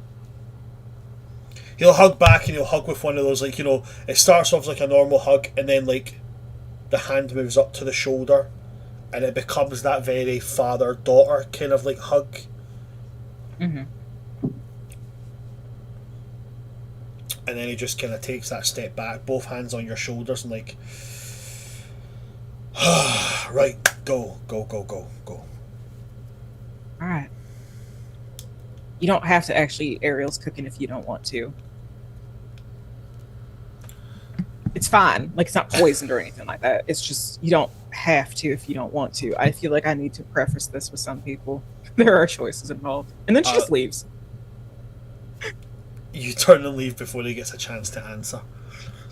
We won't do the She will poke. Sorry, go ahead.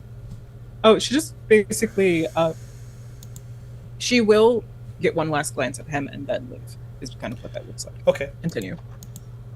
We won't do the conversation between Celia and Luce just now because I do want to go to Reaver and Echo and see if there's anything they want to do before we wrap up. Okay? Echo, you coming with? Echo's not going anywhere. Cool. They had one plan, but their plan left. That's fair. I'm going to probably pass Luce on the way to go find Moradin. Oh, lovely. This is just gonna hold out the ring to Reaver Okay. and just say, part of me is mad that you're gonna get to put a ring on their finger before I get to put a ring on Feathers. But here. We'll take it and just keep moving. It's not like in a cultural age, like there's something on their mind. It's not a solid grip. Yep. Just gonna follow from a distance. Maybe like 30 feet. This seems like a private moment, then she will dip.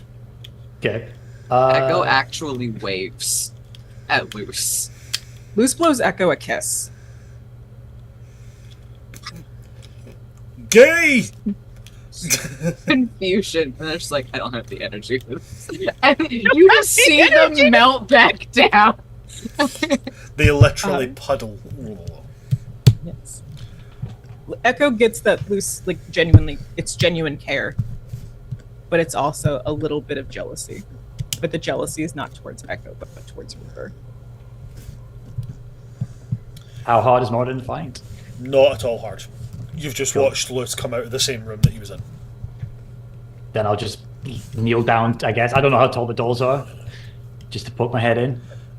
Yeah, you can walk in without bending over and stuff like that. Okay. I need a bed, and Echo needs food. Has to be live.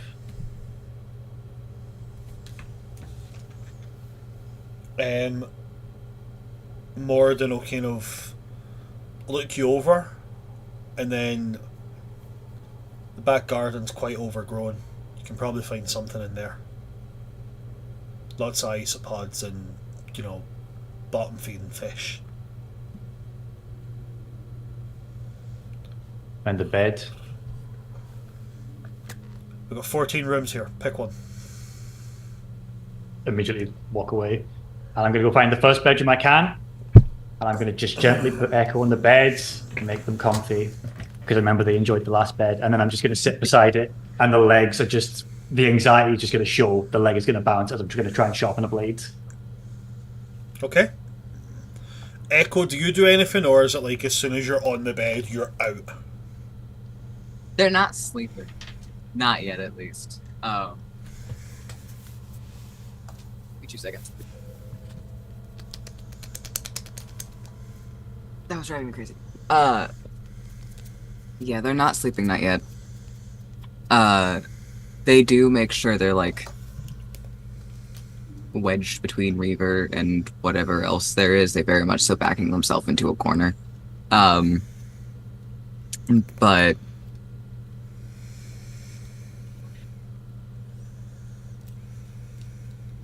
we can tell what you're feeling.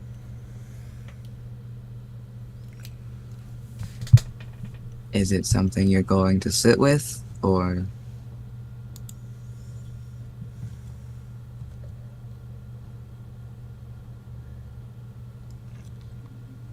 It'll pass when you're okay. And then I'm just going to hold out the ring. This should hopefully keep you hidden. Oh, hold out their hand. Take the ring. Hidden in what way? Tracking, reading minds, I don't know. All I know is it's magic and it keeps people hidden. That thing spoke in your head when I was there. Maybe this will stop it. That would be nice.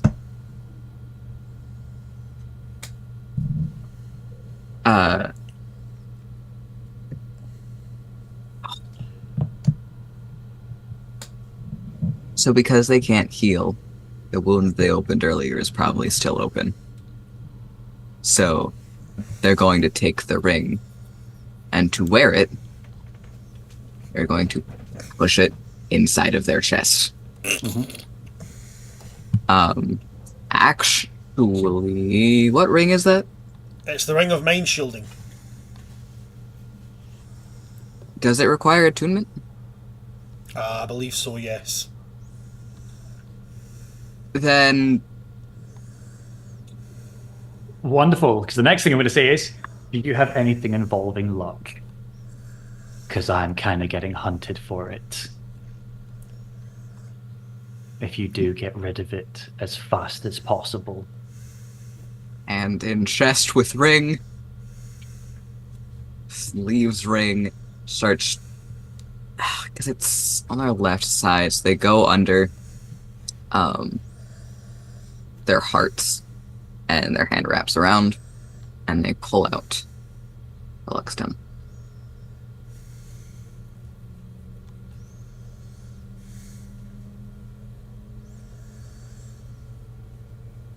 What do you mean you're being hunted by luck? A story for when you're better.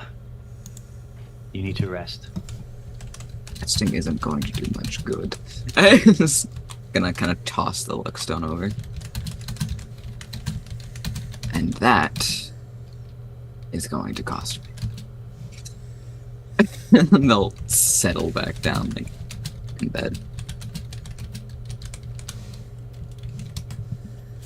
And Nice. it's Oh, go ahead, continue. so once that stone is out, they visibly, and since you can feel it, they weaken further. But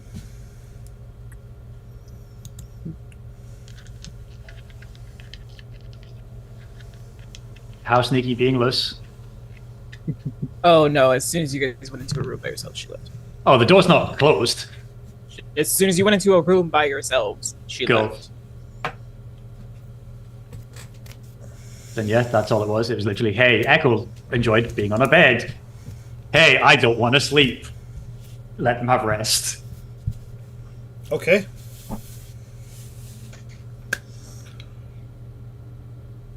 Then with Ariel and Marisol cooking together, Luce and Feather preparing to talk, Reaver and Echo settling in. I think that's a good place to wrap for today. Didn't get as far as I wanted to get, but I also expected a lot of people die today, so, you know, swings and roundabouts. Swings and roundabouts. still working on it. Well done, Please stop. everybody. We don't do experience leveling up here at World Tree Quest, we do milestones, and I think that getting to Deep Heart as well as facing down an enemy like what you did, it's a fairly decent milestone. Hell yeah. Yeah. And as you're settling into rest,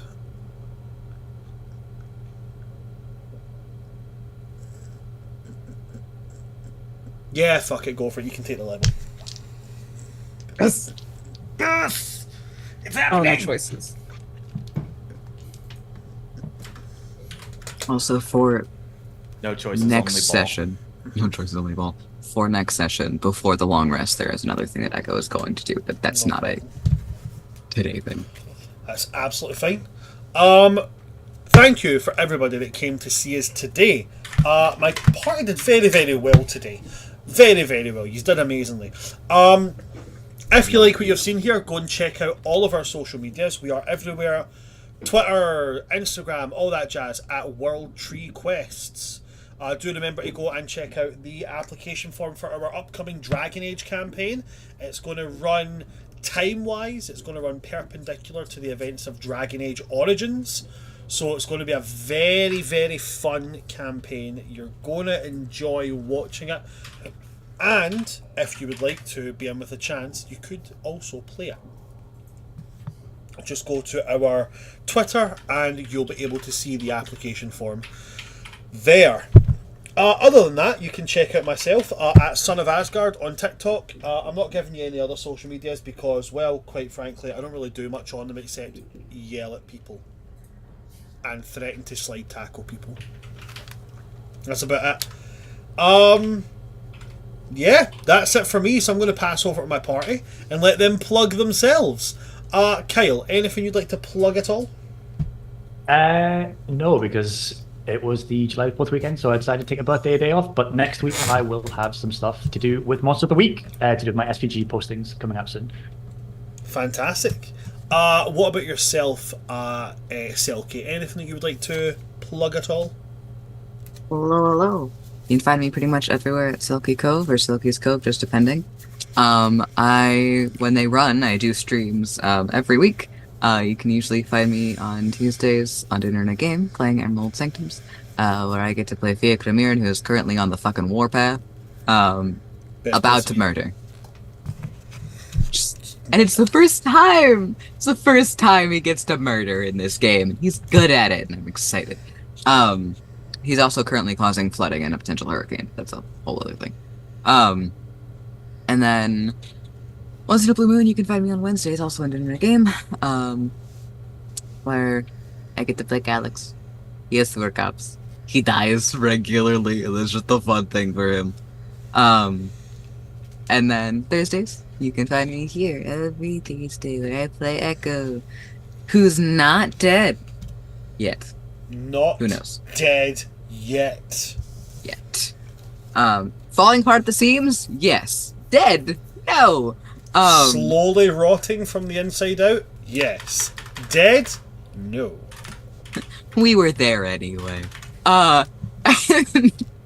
Then every other Friday, including this Friday, so tomorrow, you can find me on Dinner in a Game playing Cyberpunk Red, where I play a homicidal jester named Jester.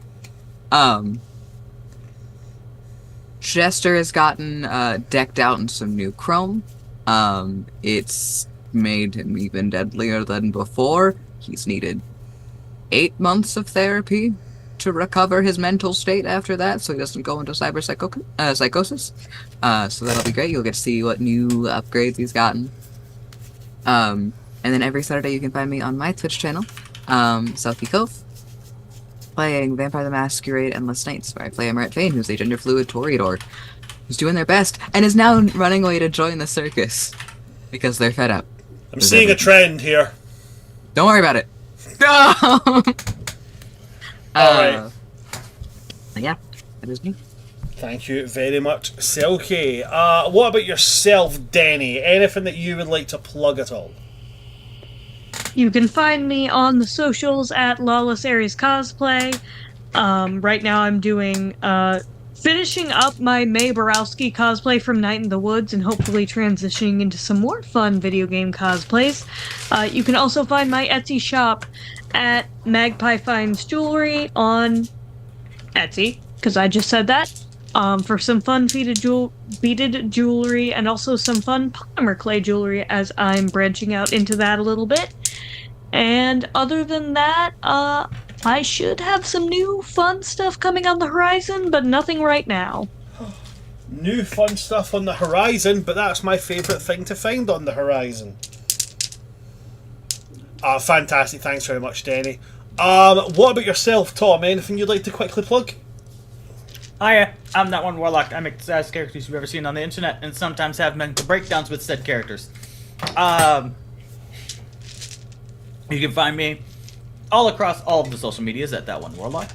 If you like seeing what I do here, which is frantically faff about, you can find me every Monday on the start field with the ever so radiant Madness Diamond in a game of Werewolf the Apocalypse, where I play the Therage Glasswalker Travis, who is I don't know how else to explain it, but girl partners with the basically black sheep of the pack, which is a lot of fun. Interesting, strong narrative choices. You can find me every Tuesday on Gamer Girl's Twitch channel playing as the very tiny Circle of the Moon Druid, Backer Jostrums, who wild shapes exclusively into dinosaurs. And then you can find me here with all these lovely people every Thursday. And we love to have you here. And last and most certainly not least, our Lore Keeper Supreme, Madness Diamond. Is there anything you would like to plug, Diamond, my dear? Hiya, I'm Madness Diamond. You can call me Diamond since I'm apparently the Lore Keeper Supreme here.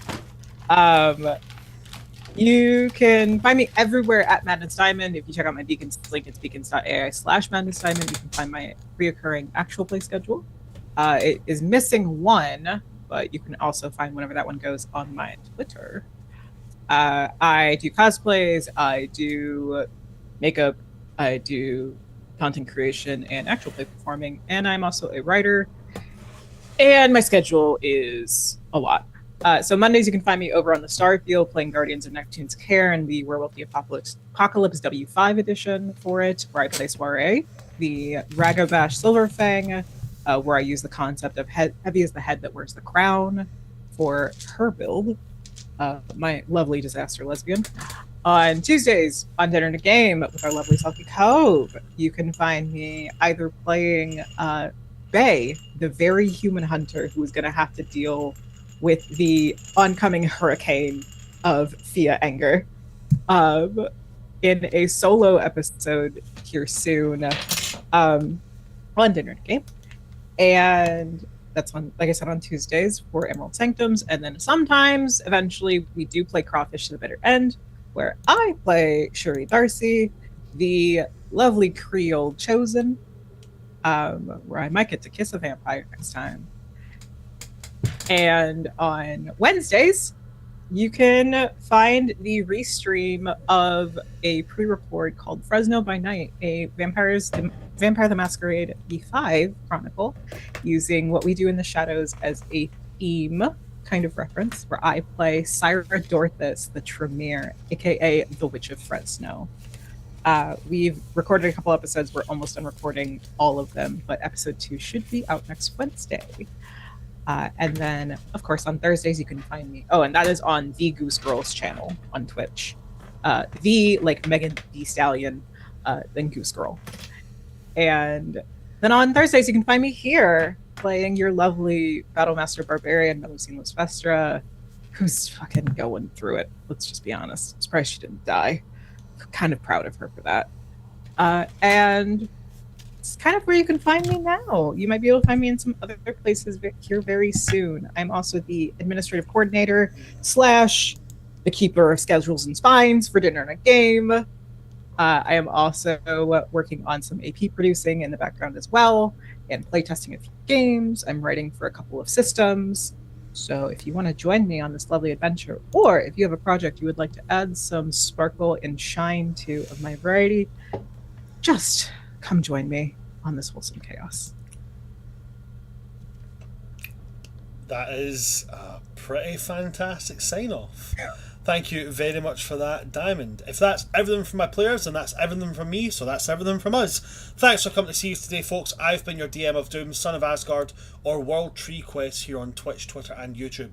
With me today, we've had Selkie Cove, we've had Just Kyo, we've had That One Warlock, we've had Madness Diamond, and we've had Lawless Aries Cosplay. From all of us here at World Tree Quest, good night, stay safe. For God's sakes, people, stop letting mummies touch you. Also, don't pull a finny. Good night, folks. Good night.